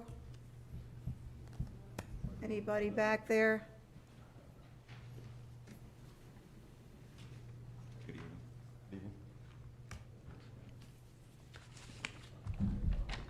Good evening, everybody. My name is Stephen Johnson. I'm here with my wife, Ashley Johnson. We are direct abutters to Osprey Court. We live at 35 Great Oak Road. I think of everyone here, we'd be the most affected by this development, and it would benefit us, of course. Property value would go through the roof, but to be honest, I don't think we could live here anymore with this development going on. There's going to be nonstop trucks, tree clearing. I have 2 daughters, 10 and almost 8. My wife has always homeschooled them for the past 5 years, so our home is, you know, the reason I live here is because it's surrounded by woods, excuse me, by woods. I have really bad PTSD. I was wounded in Ramadi, Iraq in 2006. The constant noise, nail guns, banging, booming. There's no way I could live here for I don't know how long this development would take, 2-3 years. But I am for, you know, development and people being able to do what they want with their property. I just think the noise is, for us at least, is just going to be astronomical, and we would probably have to sell or be relocated because it would just be too much with the homeschool. And, you know, I get home from work, you know, sometimes workers work till 8 o'clock at night, roofs, nail guns, constant beeping, the high pitch backup of, you know, 5-ton, 20-ton dump trucks backing up, dumping gravel, sand. I noticed, you know, the spot where it's all going to be dumped is right behind my house, but that road, it's, you know, we just did our garden in a archery lane, you know, archery, bow and arrow on the side of my house. It's all going to be gone, so I'd like to speak to the developers, give them our contact information, but we wouldn't be able to live there during construction. Just so people know, 35 Great Neck is, as you Great drive in. Oak. Great Oak. It's the Great Oak, rather. As you drive into Osprey Court, It's it's the on the house right- left. right It's in the the left. very first Very on first. Great Oak and Osprey Court. Yes, ma'am. We're facing Great Oak, so, again, I'd like to speak to the developers after this, if that's possible, but that's just our point of view with the homeschool, and it would be terrible for us. But we couldn't be there when this is all happening. Thank you, sir. So, yeah, thank you. Next. Anyone on this side wanting to speak? No? Okay. Just the left side. Hi. Good evening, Madam Chairman, Chairwoman, members of the committee. My name is Brian Hyde. I purchased 4 acres in 1989 on Red Brook Road, and I took some notes I'd like to share with you. I have a family of 10. I have 8 children. Those are my kids driving their bikes across the street. But let me just get my notes and I'll move forward with you. So first of all, my message is less is more. Like I said, I lived in Mashpee for 41 years, 35 at the home I live in now. Right across the street from the Osprey Lane development. I live on Red Brook. What house number? Now, my street address now is 7 Bryans Lane. It was 73 Red Brook across from the Ptolemies, and next to the Trish, the Galen and Anui. My message is less is more. I believe in property rights. I do have concerns I hope that is addressed by New Seabury. New Seabury, I know, will build high-end homes. And as the gentleman said about property values, I mean, that's all good and dandy if you're into property values. We're here at Mashpee for the quality of our lives. New Seabury, as we all know, as a longtime employee of New Seabury and a neighbor of New Seabury, we knew that when Carl Icahn came in, he was here for a good financial time. And I appreciate that as a capitalist, but we are all here and my children will be here for their lifetime. Traffic has been addressed. Is something I just want to share an anecdote. Imagine yourself coming down Great Neck Road South, New Seabury entrance is on your left, and you're taking a right on Red Brook Road towards our homes, or my home. I fought with this board 35 years ago on the placement of my driveway because the traffic was so bad in 1989. Now we're fast forwarding with hundreds and hundreds of homes that have been developed in the past 10 years. There's a lot more traffic, as we all know. What we do in the car sometimes is count cars as we drive from our home to the Mashpee Rotary. We used to count 6, 8, 10 cars. Now we're getting to the hundreds pretty much every day. It's a high traffic area down there. And that's a very dangerous intersection. So if you picture yourself going up Red Brook Road and cars are still going 35, 40, the cars that go straight down Great Oak Road, they're flying. Again, I support the developer. They have a property. They have the right to develop it as legal by the town of Mashpee. But I don't know how you're going to mitigate the speed on that road unless you would put traffic lights, and no one wants more lights. Less is more. Most of us are on wells. That was addressed earlier as well. We are on wells. We do not have access to town water. So groundwater is the quality of the groundwater is a real concern for me and my family. And I know that they're going to tie into septic. I was unclear on how that would be disturb the roads down there, but just runoffs and fertilizer and car washing and everything else that goes in right into the ground, and that's what we drink. That's what we bathe. And so water is a concern. I hope that's being addressed at this particular level. Again, less is more. A normal street sign, 6 inches by 18 to 36 inches, a green sign that we see everywhere. I'm cool with that. South Mashpee, especially in that corner, is sign pollution. It looks like a hyannis, or even, there's 16, 18 signs just right there. And they're talking a 6 to 8 foot sign. Not just a street sign that says Osprey Lane. They're talking about welcome to Osprey Acres or something, or whatever they're going to put there with lights. And I'm opposed to any signage. And on other committees I serve on the town, I'm always the sign person. Again, less is more. South Mashpee wildlife, which has not been addressed, and I'm sure David would if he had the opportunity to. We are abundant. It's like a natural farm down there. Besides the rabbits and the turkeys and the coyotes and the foxes, but we see deer often.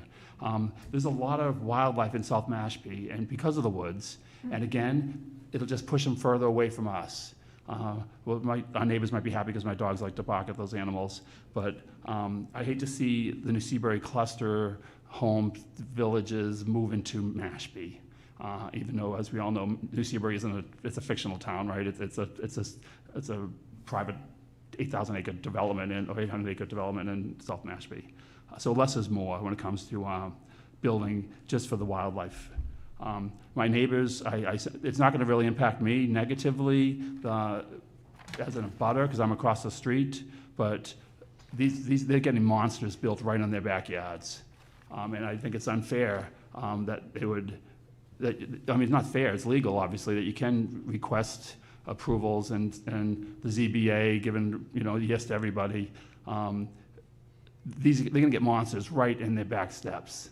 And I kind of sympathize with them. So again, I know it's not gonna be a 2,000 field home, we all know that.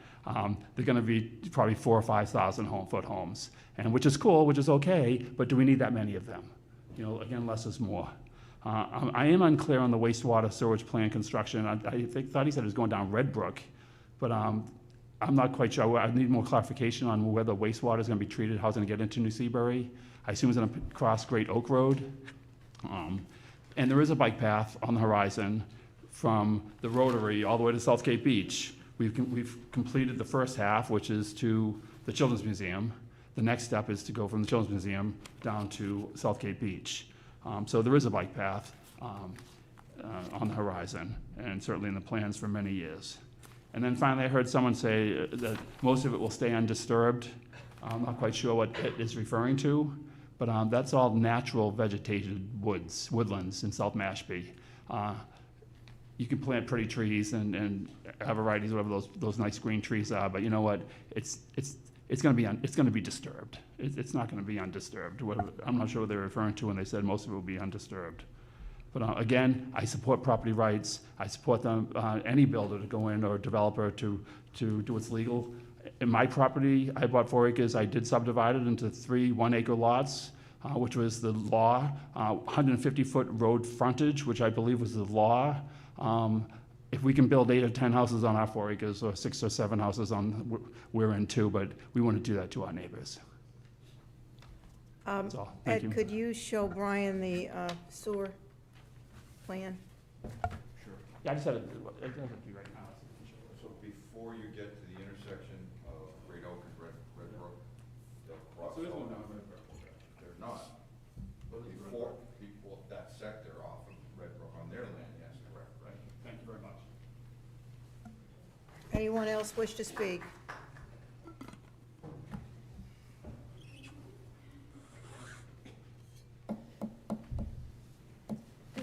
I think I know you guys. Good evening. My name is Trish Kelly Inui. I live at 63 Red Brook Road. I'm across the street from the proposed subdivision. And, you know, that's what you get for being in the last row. You kind of echo everyone else. And I totally agree with my neighbors here on their points. For perspective, I'm 56. I've lived in my home for 54 years, so I think I'm probably been in that area the longest and seen the most development over the years. And the number of, a couple points, the number of turnarounds that are in our driveway, on Red Brook Road because they missed the signage to take the left into New Seabury. I remember as a kid, I used to wish I could charge like 5 cents for every car that turned around. I'd be rich. And even to this day, with new signage in the recent years, we still get turnarounds. My main concern, well, my big concern is, which I know is with many, and it might not be something addressed by the board here, is that intersection, the stop sign on Red Brook, the Great Neck South converting into Great Oak. There's a stop sign on Red Brook to either turn left or right onto Great Neck South or Great Oak. And there's a stop sign actually from coming out of Great Oak onto Great Neck, which my neighbor said some people just blow right through that. The other evening, we were actually coming to the stop sign, a vehicle was coming, and he never stopped. And, you know, that's just one example. It happens every day. And then from Great Neck South, going down Great Oak, you know that, it's a straightaway. So particularly in the summertime, warm months, you hear the motorbikes, the hot rod, the muscle cars, you can hear them coming down from like probably the tribal building or the museum because they're so loud. And they fly down that road, down Great Oak. And, you know, this is where the proposed subdivision's entryway is. And it's frightening to think, because I cringe when I hear those cars flying down Great Oak, coming off of Great Neck. And, you know, even when they make the coming from Great Neck South onto Red Brook, past my house, Brian's driveway, the Bartholomew, Tom, like, they gun it. They make that turn and they go right, you know, they pass my house. They're going close to 40 at that point. And they just gun it. You can hear those vehicles going pretty much down past, like, past the fire station. I mean, you can just, because they're loud. And, you know, all I can think is, like, what if there's like a animal crossing the road, or a child, or a biker, or one of Brian's kids on the bikes, or whatever. And, you know, I'm waiting for a screech, and it's not happened, but it's gives me chills. And of course, like I said, I've lived here all my life, aside from going away to school and whatnot, but it was tranquil at one time when I was a child. And, you know, progress happens, but I'm really, really concerned about that particular intersection. And, like, I know I've chatted with Evan about it, and I don't know if it's something that, you know, do we reach out to DPW? I don't know how it works, but there are a lot of signs there anyway at that intersection. I know over the years there have been vehicles that I don't know which way they were attempting to go, but one vehicle landed was in the trees. The person was okay, I guess, but he somehow, you know, was late, you know, at night. But I mean, this potential for so much, you know. Let me ask Evan a question. Would DOT have a traffic crash calculation for that area? Well, Town road. say it again? Town road, not a state road. It's a town, but I don't know if it's a site that has been, like, if the data have accumulated, whereas it's become like a high crash site. I'm not sure if it is. I know Old Barnstable, you know, by the high school, that's a very high crash site. Certainly, you know, at Great Neck Road North and Lowell Road, or in Old Barnstable Road, and then at 151 and Old Barn, those are high crash sites, high crash. I don't know if this is or not. Couldn't tell you. You could certainly seek some information from the police department if you were interested in it. Yeah, there have been occasions where we've reached out and a cruiser is parked somewhere in the vicinity, and coincidentally, things slow down or people observe the stop signs better. But of course, that they can't be there all the time. So, but that you know, I don't want to completely Point taken. reiterate, but that's my main concern. Thank you, Trish. Hello, David Whedon, 63 Red Brook Road. I'm here today not as a select board member, but as an abutter and also a tribal historic preservation officer. I just want to reaffirm the concerns of Mr. Oakley. He was spot on. I want to say back in 2016, we passed an article that required all special permits at least consider the survey that was done by PAL and produce their final technical report that has informed the town's GIS database with the pre-contact, post-contact archaeological layers, where they delineate moderate and high sensitivity areas within the town of Mashpee.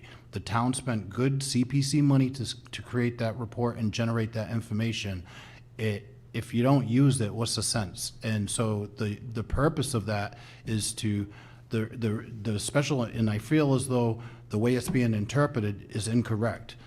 It's not just stating that that you have to state whether or not they lie within those areas. You have to consider the information that you're looking at.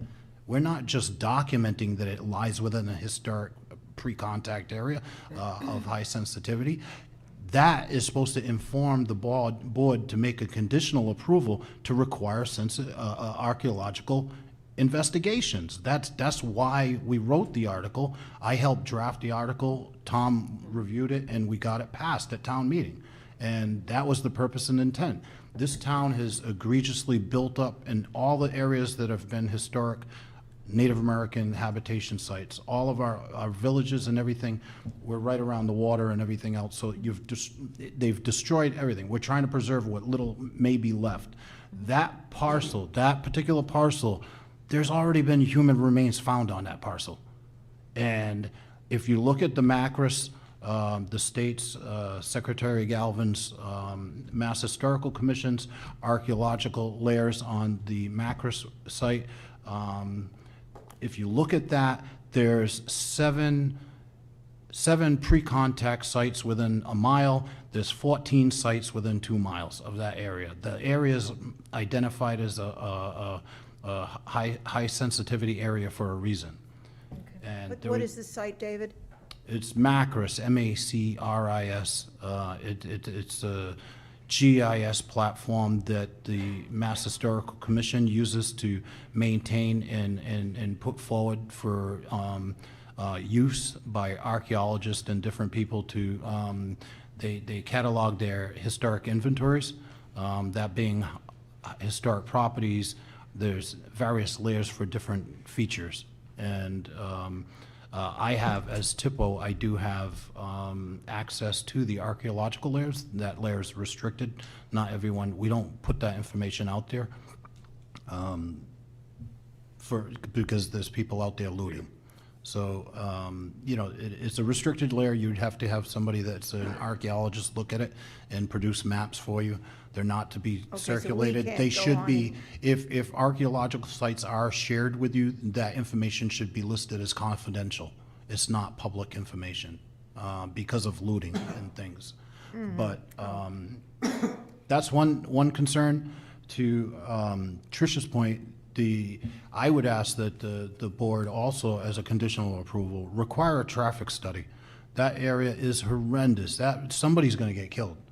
And I've mentioned to people, various times of night, especially during the late nights between 10 and 2, those cars are moving.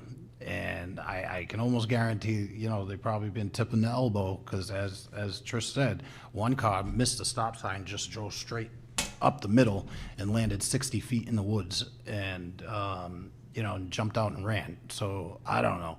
There's motorcycles and everything else come around there. Somebody's going to get killed. Putting that entrance to Osprey Court right there after that, because it kind of drops down, so your line of vision's not the greatest there as you come around that corner and enter onto the beginning of Great Oak. Somebody's really going to get hurt over there. So I'd require a traffic study, find out how fast people are going, find out how many cars are going down there before you put an entrance there and just add to the problem. We need to make informed decisions. So that the other thing I wanted to add was I just want to correct Aunt Gert was not a witch. Aunt Gert was a historian and someone that actually hosted they hosted small powwows and things over there. And the site, if it was still around today, would be a historic property. But yeah, she wasn't a witch. Thank you, David. Princess Evening Star. Princess Evening Star. Thank you. Is there anyone else who wishes to speak that has something new to say? Apart from the traffic and anyone else? Okay, I guess we're finished with that. I would like to entertain, because of all the conditions we're talking about that have to be met, I'd like to entertain a motion to continue this public hearing for a special permit until June 5th, if that's okay with you. Do you have enough, is that enough time to get things done? Yes. Yeah. Mr. Healy, is that enough time? Can we talk a little bit about the suggestion of the traffic study? Sure, yeah. With regards to the traffic study, I mean, the entrance that we're proposing is 500 feet approximately down from the main intersection where the troubles are happening. A traffic study up there is not going to, what happens on Red Brook Road is not going to change anything what happens down on the entranceway to this property. So in this particular case, I don't see a traffic study being of any benefit. a traffic study at the intersection could definitely be helpful to people figuring out what to do with the intersection. But I don't think the individual homes that we are looking to create would be a reason to create a traffic study at that location. Madam Chair, so why I think a traffic study would be a good idea is to have these solutions coming up. Now, we did a traffic study that didn't come up with a lot of solutions. I'm wondering if we should just jump to the end results and try to figure out a way to get some suggestions how to make that intersection better. I think DPW could be a resource. They are co-owned. Do you know what I mean? They are what? It's New Seabury. New Seabury's big entrance is right there. Right. This property is being developed by the same company. Yeah. It'd be nice if you could look at that intersection and try to figure out some suggestions for traffic calming, and I don't know if Ed would have any suggestions. To me, I understand why you want a traffic study, but really what it is we want the traffic solutions, and I'd rather spend the money on that. Do you have any suggestions, Ed, in terms of mitigation? So certainly getting the typical start, so first of all, in defense of the applicant, there's 7 house lots. The trip generation of this project is not sufficient to cause me concern over the capacity of Great Oak Road or concern over the capacity of Red Brook Road. That doesn't mean, just so the abutters hear this, you don't have a lot of traffic, especially in summer, especially going to South Cape Beach, on and on and on, right? So I understand all that. I'm just saying that a 7-lot subdivision is not something I would recommend to a board or planning commission, planning or zoning board, that a traffic impact study needs to be done. However, if the board is concerned about, well, now that we're adding traffic from 7 residential lots onto that road, and there already seems to be some concern, sure, we could ask the applicant to consult with the Public Works Director. I think that's a good suggestion. I think that she may have some traffic calming ideas that would be important there. But I would like them to, instead of creating the first level of traffic analysis called the Traffic Impact and Access Study, TIA, where they would do some traffic counts on the road and so on. But at the result of that is really what Mary's referring to, is be some recommended safety improvements, recommended safety mitigation, and talk about whatever level of service changes there may be. In this case, again, I don't believe the level of service will be impacted. But that kind of consulting with a traffic engineer will generate a list of things with either signage, pavement marking, or both.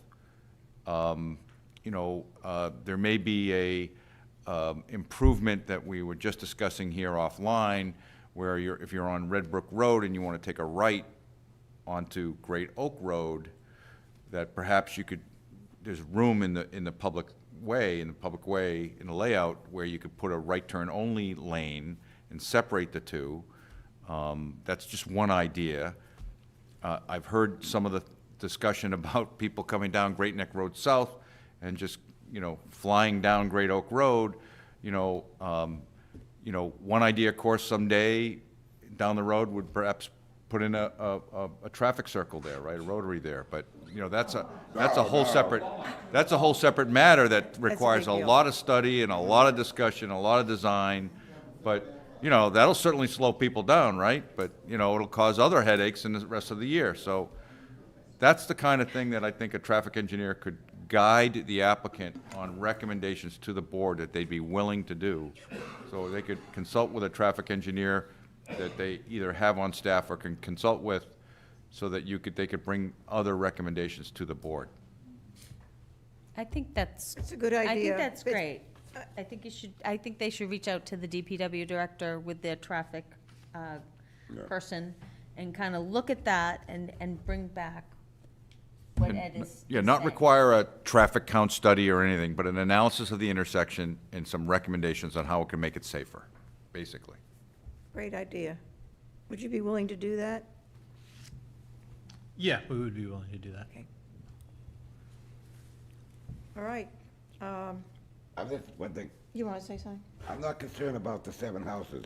What I'm concerned is them coming out come out, take a left, and a car comes flying down Great Oak? Great Oak Road, get on Great Oak Road, and it's gonna boom. And Right. especially in foggy nights. Right, well, Okay, and this. A besides street the light- Summer traffic, Ed. Yep. There's a lot of traffic. I've been here 40 years, and there was nothing when I first moved down here. Right. Now, I don't care what time of day or night I go down there, there's always 4, 5 cars, like in front of me or back of me, no matter what time. There's more traffic there because of the cottages. Yeah, let's fix it now. Let's So- fix it now. Yeah. So, I'll just state that when I was on site, there wasn't a lot of traffic going down Great Oak Road while I was standing at the approximate entrance of the new subdivision Osprey Court. But I did notice, and they've acknowledged, that there's vegetation that needs to be trimmed and removed to provide safer sight distance, what they already acknowledged. So having the sight distance, the site triangles shown on a plan, and the trimming and pruning of the vegetation, removal of trimming of vegetation will improve. Having a street light just at that end that illuminates the intersection, and I don't see any problem with providing light that's off-site and into the street. That's what you want it for. You want it to illuminate the intersection. I think your discussion about the signage, the Osprey Court development sign, I think you should leave that to the sign application process, whether it's uplighted and how it's done. That they'll have to follow that process. You could have both the uplighting on just the sign. Who knows? It could be an engraved rock, right? We don't know what it's going to turn into.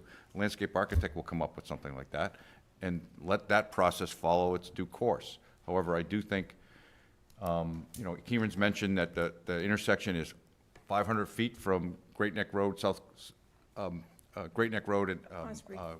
Red Brook and Great Oak at that intersection. With the right trimming, there's adequate safe sight distance. I think that would improve it with the light. Other things at the intersection we've just talked about would also help. Okay. All right, so that's one thing. Did we want to ask for a landscaping plan? Well, they're going to have to do a landscaping Okay. plan, so. Well, to be clear, they don't need a landscaping plan for the tree bylaw, they'll need a Well, tree it preservation is in plan. a- That would only note protected trees, it won't show anything else. I'm sorry, tree preservation plan? Right. Right, yeah. But bear in mind also that you're approving a subdivision, you're approving the street and access to lots that you're creating. You're not approving construction of homes today. Right. So the landscaping would be germane to that building permit application. Yeah. So how about we get some more details about how they're gonna revegetate where the 1.5-story home is gonna go, be brought Yeah, down? that'd be So good. you could tell us that on June 5th. Yes. And a little bit more information about the lights and the sign, right? Well, the sign is going to be with design review. So that has to pass design review, whatever. Well, I think if there was gonna be a sign, doesn't sound like the neighborhood wanted a sign. Is that- People just wanted a green street sign, so how do people feel about that? I'd like to see a sign lit up because Okay, I want people to know there's cars coming in there maybe, so more information about the light and the sign. And the mailbox, would like to see some more information, get that confirmed. Is there anything else that we asked for? I think there's Ed's list, right? Yeah, just go through Ed's More thing. nutrient, information about the nutrient stuff, the nutrient removal. Yep, there's a fair amount of responses that they're in the process of preparing. Okay. And we're okay with a waiver on the sidewalk. Yeah, I don't think we want sidewalks. They just need to submit a list of waivers now. Yeah, Okay. okay. All right, so, I make a motion. Mike, go ahead. I make a motion to continue this public hearing to June July 5th, June 15th. Can I ask one more question? How is drinking water being brought into this site? Is it through a well or? Town. Highwood. Oh, town water. Sorry, It's, go ahead. it's going to be town water. Correct. There will be a hydrant at the end of the cul-de-sac, and there'll be a hydrant out at the street intersection, and it'll be a main connecting both Right. of those hydrants, and then individual services off of that main. Got it, okay. Okay, I'll take a motion, It's what, June 5th? Is our meeting? June 5th. June Just bear 5th? in mind, you have 2 public hearings to continue. We have 2 public hearings in June? No, you have 2 public hearings tonight to continue to that same date. Yes, we're continuing, okay, Well, they're first, both first combined, do this, though. I thought we first do the combined. special permit. I'll need to note them separately on the agenda still. Do special permit. Okay, June 15 at 7:10 for the first one. And then I make a motion, we continue the public hearing for the second one at 7:20. 7:15. All those in favor? Aye. I second that motion. You I second it. second it. Okay.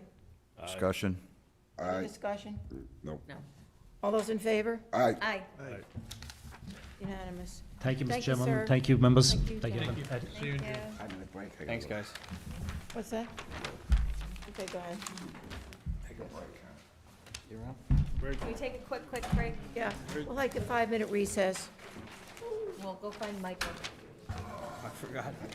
Probably ditched at this point. What are we doing?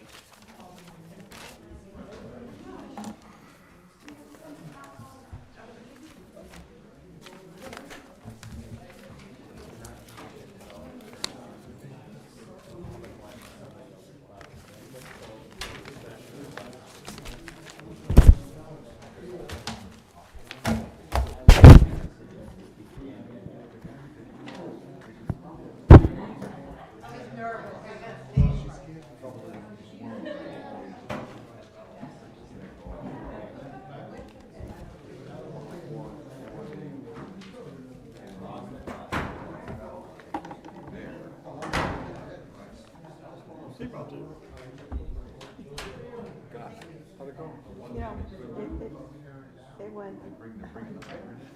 Fine. Yeah, basically, I think the issue is about the traffic, the danger of the traffic.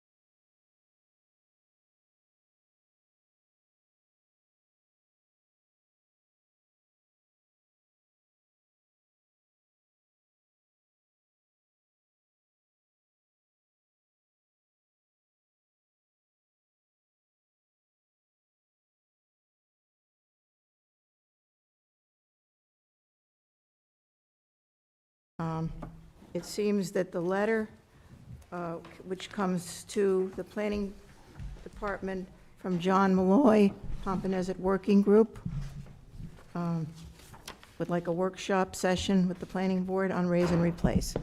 Hello. Perfect. Hi, everybody. Yes, no, bottom line, I think, is we would love to set up a workshop session and talk about Pompanesett, raise and replace, renovating existing houses, et cetera. I know Bob and I were here back in January, February, and we asked you to work with the community. Pompanesett, I know there was a raise and replace draft at the time that hadn't gone too far. But since then, you agreed to work with us. We've had 5 community meetings. I know Mike has attended a couple of those, and Evan actually presented at one of them. So we've had 5 sessions. It's been great. We've had up to 130 people in the community attend those sessions, and we've made a lot of progress. We've talked about a lot of issues. I think it's been really good in a lot of ways, but one of the ways is it's helping us kind of enlighten the folks in our neighborhood as to just how many issues we really do have. When you talk about sea level rise and all those things, they're just things that don't get a lot of airtime in the community over time. But we're really trying to raise awareness within our community of really all of the issues that we're looking at. Everything from sewer to sea level to raise and replace. When you look at new construction at $400 a square foot, there's a lot more talk and a lot of people looking at renovating their houses. They can't possibly raise and replace them. So we've had a lot of very interesting conversations. It's been great. It's been great for the community. I think Bob and I have learned a lot. And, so I was talking to Mary at the selectmen meeting a couple of weeks ago and said, how can we ramp this up and really have a good brainstorming session? And she suggested, we come in and ask for a workshop. So here we are. Evan, do you have some ideas about when and where? You wanted it at your Pompanesett Association Oh, wherever. or here? Yeah, it doesn't matter. Whatever. We're happy to come to our neighborhood. We could take a walk and just work out of the community house, or we'll come here. That's up to the board. I think that we should do the first one here, just because. Sure. So we can do a site visit. Yep. Where we don't talk about anything, right? This is my concern, is that if we convene as a quorum, we have to be in a public area that's fully accessible. So that's why we have a town hall. So maybe we have the first one here and then a site visit would And make then a we lot more can sense schedule a after. site visit to see, yeah. One of your first, so when we got the draft of the raise and replace a while back, the first round of comments that we got were from people that weren't from your neighborhood. They were in the neighborhood of Ponds.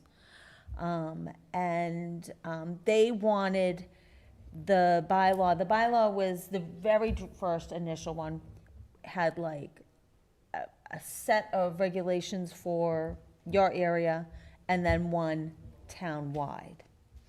And so their comments were, we want the same thing town-wide, and then I think we heard from you too. So if we're gonna do something town-wide, I mean, I don't care either way, but if we wanna do something town-wide, we should also re-invite the pond people that came that day too. Because you probably are facing the same things and wanna listen to each other. And then, if you say, well, our area was so unique, maybe we should have 2 overlay districts, or what our concerns are the same, so we should have it the same. That's my only proposal, is to invite other people that had commented before on this. Sure. Yeah, I guess we would defer to you. I think certainly Pompanesett has a lot of unique characteristics compared to some other parts of town. The fact that it's all built out, the fact that most of it's in a floodplain, is different than some other areas. So I would defer to you guys. It's going to be a public meeting regardless with a posted agenda, so I think anyone. Public meeting, anyone can come. All right. And, yeah, and the idea of having a workshop is kind of having like a table that everybody's sitting around. You know what I mean? Rather than having just the board here separated from the residents, we'd invite everybody to sit around the table. I think we have more tables to make a bigger space. it'd never be a round table with these tables. But,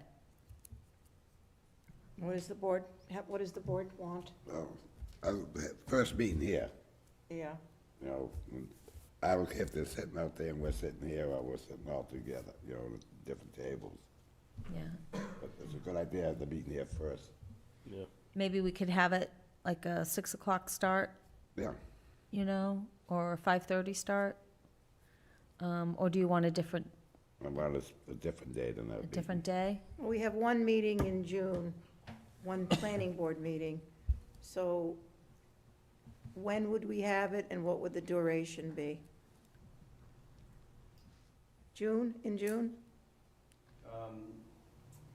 You sure? I mean, you tell me. It doesn't have to be at a regularly scheduled meeting. No, I know that.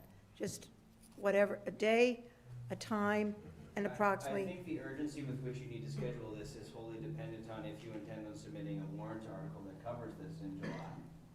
And so if you're not going to submit one in July, Yeah. then we have all the time in the world to make sure you take the time that is necessary to coordinate with all of the necessary Why, jurisdictions. why we wait till the summer for more people to come down in the, you know, in Papaneset?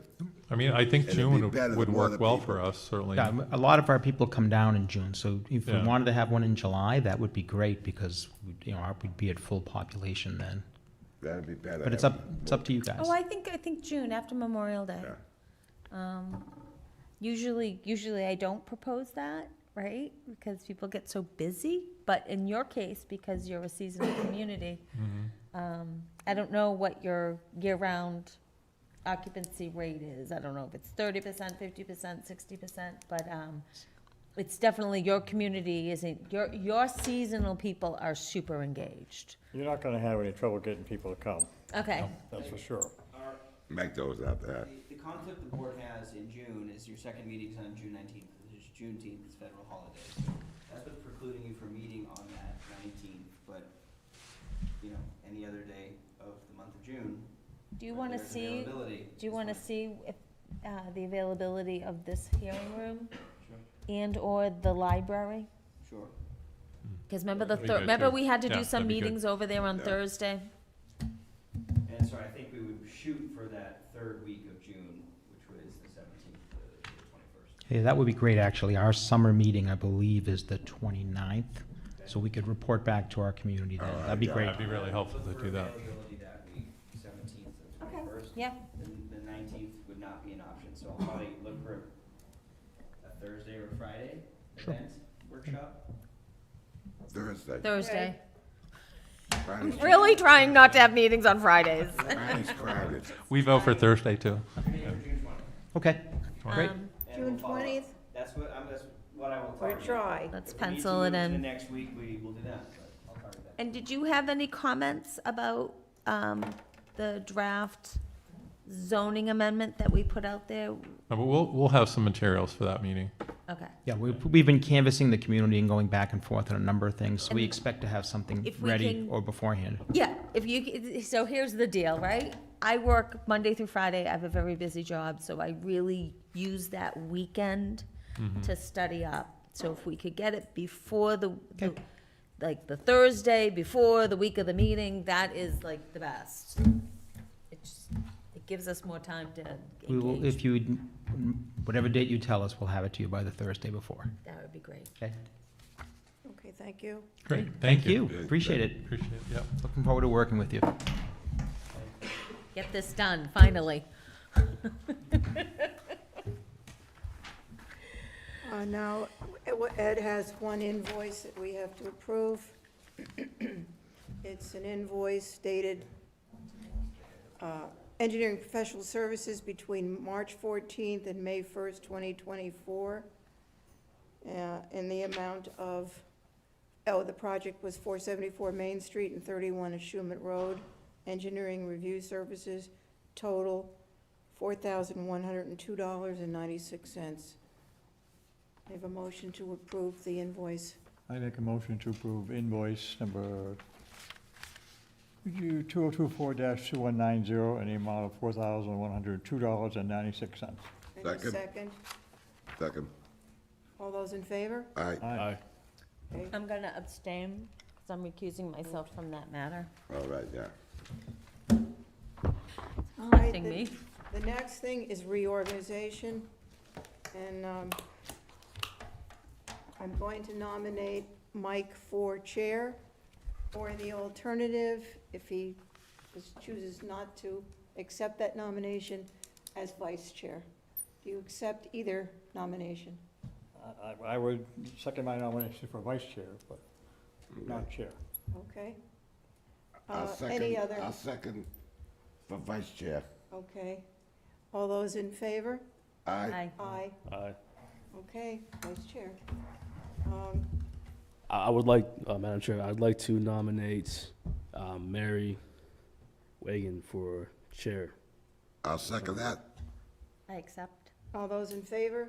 Aye. Aye. Aye.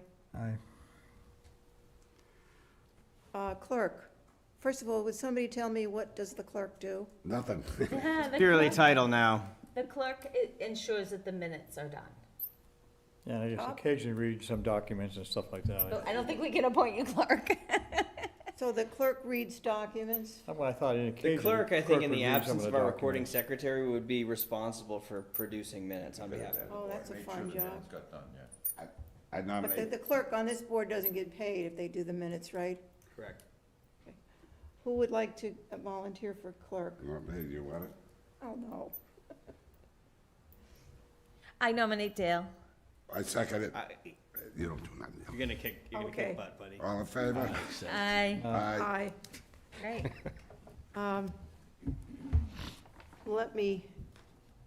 Let me jump to number board member committee reports. Don't forget to accept nomination appointments to members to serve on those committees and boards. That's what we're doing Hold now. on, on this. You're talking about this? Nominations and appointments of members to serve on several different boards, community preservation, design review. Oh, okay. That's EOC, what and- I'm looking at. I Yeah. jumped. Okay. How, could I get a motion to well, first of all, is there anybody on any board that wants to change, wants a different board? No. So could I take a motion to reappoint all of us on our various boards, meaning So Mary Wagon to the Preservation Community Committee. Preservation, me to the design review, Dennis to the environmental oversight. historical. Dale, rather, historic Historic. district, District Commission. Dennis. So moved. All those in favor? Aye. We need a second. Second. All those in favor? Aye. Aye. Okay, great. All right, so, while we're talking about board committee meetings, let's just do that right now. Anything on the Cape Cod Commission? Yes, the One Cape annual convening of Cape by the Cape Cod Commission is September 18th to 19th. So save the date. And yay, they are finally not doing it in August because we're very busy in August. So it's a great, it's our regional planning commission, and usually it's pretty good speakers and pretty good items, and they break out into workshops and Good lunch. that kind of stuff. And good lunch. Good lunch. What was that, the Cape Cod Commission? That was the Cape Cod Commission. Charter review? One Cape, yep. So Charter Review Committee. So the Charter Review Committee had targeted October as the date to present the report on the recommended changes to the charter. I think it's gonna get bumped to May. I think the survey came out.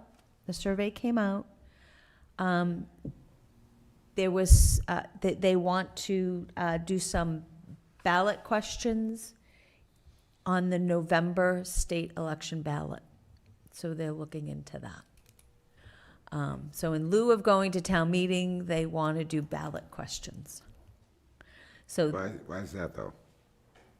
it's an extraordinary group of people, and that was an idea that was floated, and it was embraced. So, anyways, the point is, okay, Let's move on, come on. I'm sorry. It sounds good, that we've got enough. Community No preservation? report. No report. Nothing in design review. Plan review? Haven't met. Nothing. EOC? No report. Historic District No Commission? report. Nothing. Okay. Let's take Ed, so he doesn't have to just keep sitting here. Project reviews and inspections, board engineer report? So, just so everyone's aware, it just so happens New Seabury Phase 4 is going to do some finished paving on Friday. I got notified today, not my preferred number of days of notice, but at least Kevin Mahoney from Pastori Construction called me and said that Lawrence Lynch Corporation is going to be paving on Friday. So I will be on site at the Cottages Phase 4. The latest construction work that's been done in the main loop area is going to be constructed. The little cul-de-sac, in fact, it's on the plans we were looking at tonight, where the sewer line's going. The little cul-de-sac is not gonna get touched yet, because there's still 4 houses under construction there. So I agreed with that. Let's not have truck traffic tearing up the pavement that you're just gonna put down. So most of that main loop, I'm sorry, I forget the name of the street name, but. Rock Landing. Rock Landing Road? Or are you talking about inside? No, inside, yeah, inside the Cobblestone? neighborhood. There's a name for it, but anyway, Cobblestone, that's yeah. gonna get paved, so I'll be making a couple spot checks of that on Friday. Okay. If they can get it all done on Friday, if they can't, they'll have one of my engineers, I'm there on Monday, because I won't be around on Monday. And I just want to state, to let everybody know, on June 5th, I actually have another planning board hearing that's already scheduled in Wellfleet, of all places I gotta be. So unfortunately, I can't be present.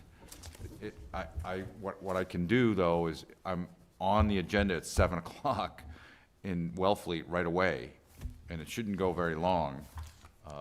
We're continuing the hearing, so it shouldn't go very long at all, and I can jump on the Zoom call in the car from there. Right, yeah. Okay. But there'll be, the majority of my work, though, will be done prior to that. I assume that BSC Group will provide revised plans and new documents, you know. They So get it to will me a you couple- write a report, a supplemental Yeah, report? if they get me that documentation that they've said that they're working on, I can write a revised, updated review letter like I Yeah. commonly do, saying, okay, they've addressed this, this, and this. Here's Yes. the things that aren't done yet, or will be done, and recommend that you include that as a condition should you decide to approve the subdivision. What I'd like to know is, when you do look at that, would you ever have a letter where you'd say, these would be conditions that we want, that we could put in a special permit decision, but these we want done before we begin to discuss a special permit decision? I mean, are there certain things that you should be done before making a decision on a special permit, just leaving it as a condition? I think between Evan and I, we can certainly recommend to the board. What must be done what- before? I want you to get to the point, position where you have all the information you need to close the hearing. Oh, yeah. Yeah, And before we close the hearing, if I think of, if I recommend some things that should be in the decision, I want you to know that. If I recommend that things need to be addressed now, before you render a decision, I want you to know that. That's In good. this case, I think all the engineering design questions, you could just have a blanket statement saying, comply with and respond and resolve all Pesci Engineering review Yes. comments, right? The ones that I would not want you to close the hearing for until you looked at was the recommended safety improvements at that intersection we talked about. right, of Right? course. And receiving at least the lighting information at the end of the road that we proposed, putting a street light, and whatever landscaping they decide that they want to provide, but, you're gonna get a list of waivers. They never provided you a list of waivers, and Yeah. all I did was bring to their attention that there were things that they were asking waivers for that they didn't ask for. So you'll get a new list. Okay. When does the new officers take effect? Is there a certain time of Next year? time, next So it's next meeting. So basically, it's at the end of the tenure for the current officers ends tonight? Correct. Okay, Yes, gotcha. I'm just curious. yes. I'm listening. I have no idea. I just I'm didn't know. listening to your suggestions about closing, when to close the meeting Yes, in the public hearing. I think I'll be in a good position after I get the response letter from them and the revised design. And let's see what they come up with for some traffic improvements. Yeah. Yeah. And if Just by check in chance- with them and let them know that you need things ahead of time, so that you get us all the written stuff by Right. that Thursday before the meeting, you know? They're pretty good. They're pretty good. Yeah, they are. I'm just skipping over because we're coming back to the draft implementation table. Just do the quick things first. Town planner, there's no water quality report. Town planner report, We have housing production plan and harbor management on there. yes, and housing production, Housing production plan is finalized. You've been provided the draft, at least a final draft has been yes. provided to you. A memo has been transmitted to Karen and to John Cotton, understanding that the leadership is changing, to convene a joint meeting, likely in mid to late June. The early June meetings were not working for the select board, and we had some critical absences, notably from our consultant and from the chair of the Affordable Housing Committee who wanted to be present. So we're still evaluating the best available date in June to convene a meeting to present the final draft, and to accept final critique of it, with hopes of having it adopted for submission to the state. I'll report back as soon as I have some clarity. Perhaps Mary and the new chair of the select board, whomever that individual is, can expedite that for us. That would be great. So you sent us a link to the HPP? I did. Okay. All of the updated drafts are on the HPP page managed on the building Aha. department page, which Okay. I forwarded to you. Harbor management plan, we continued the review of the implementation sections of that plan. Tomorrow, we're meeting briefly to go over another chapter midday, I think at 10. I think the natural resources section. And we're moving relatively swiftly through that plan. Ashley was lucky to procure, I'd say, top-notch consultants for that project. And so we're making steady progress, but I'd say after tomorrow, we're still, I don't think we're 50% through the implementation sections yet. But over the next couple months, we'll complete those. Okay, very good.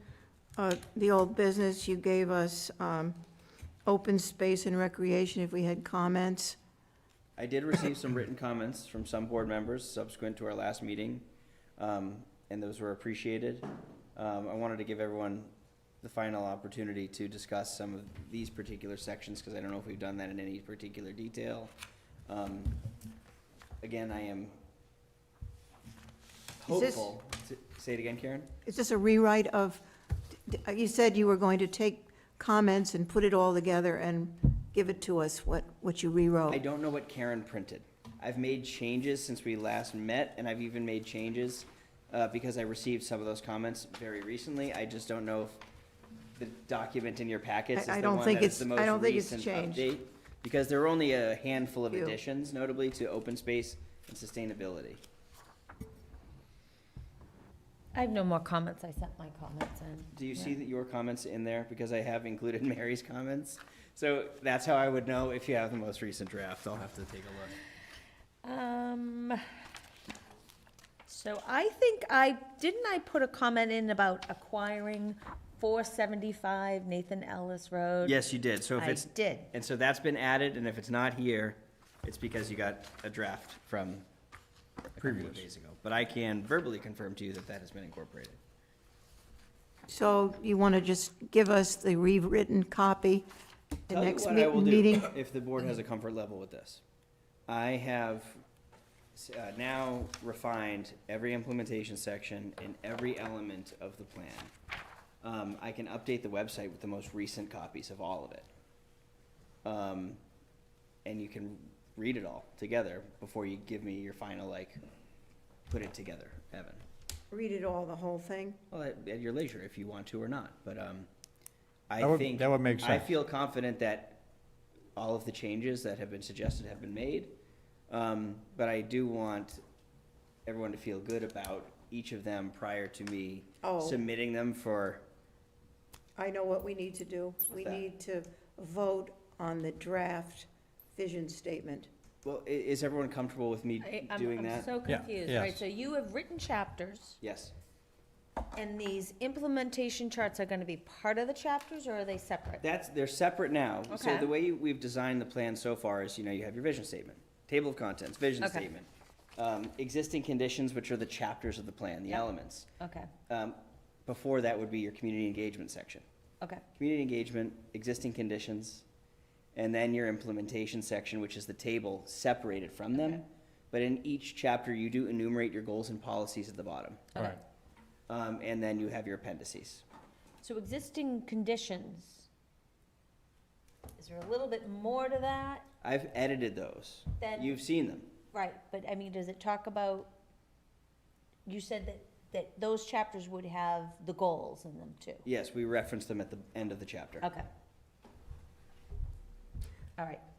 What we can look at tonight is the vision, your draft 2.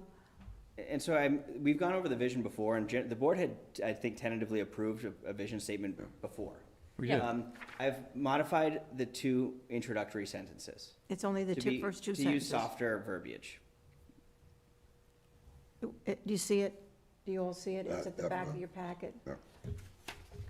Back of old business. I'm fine with this. I'm fine with it, I yeah. think it's nice.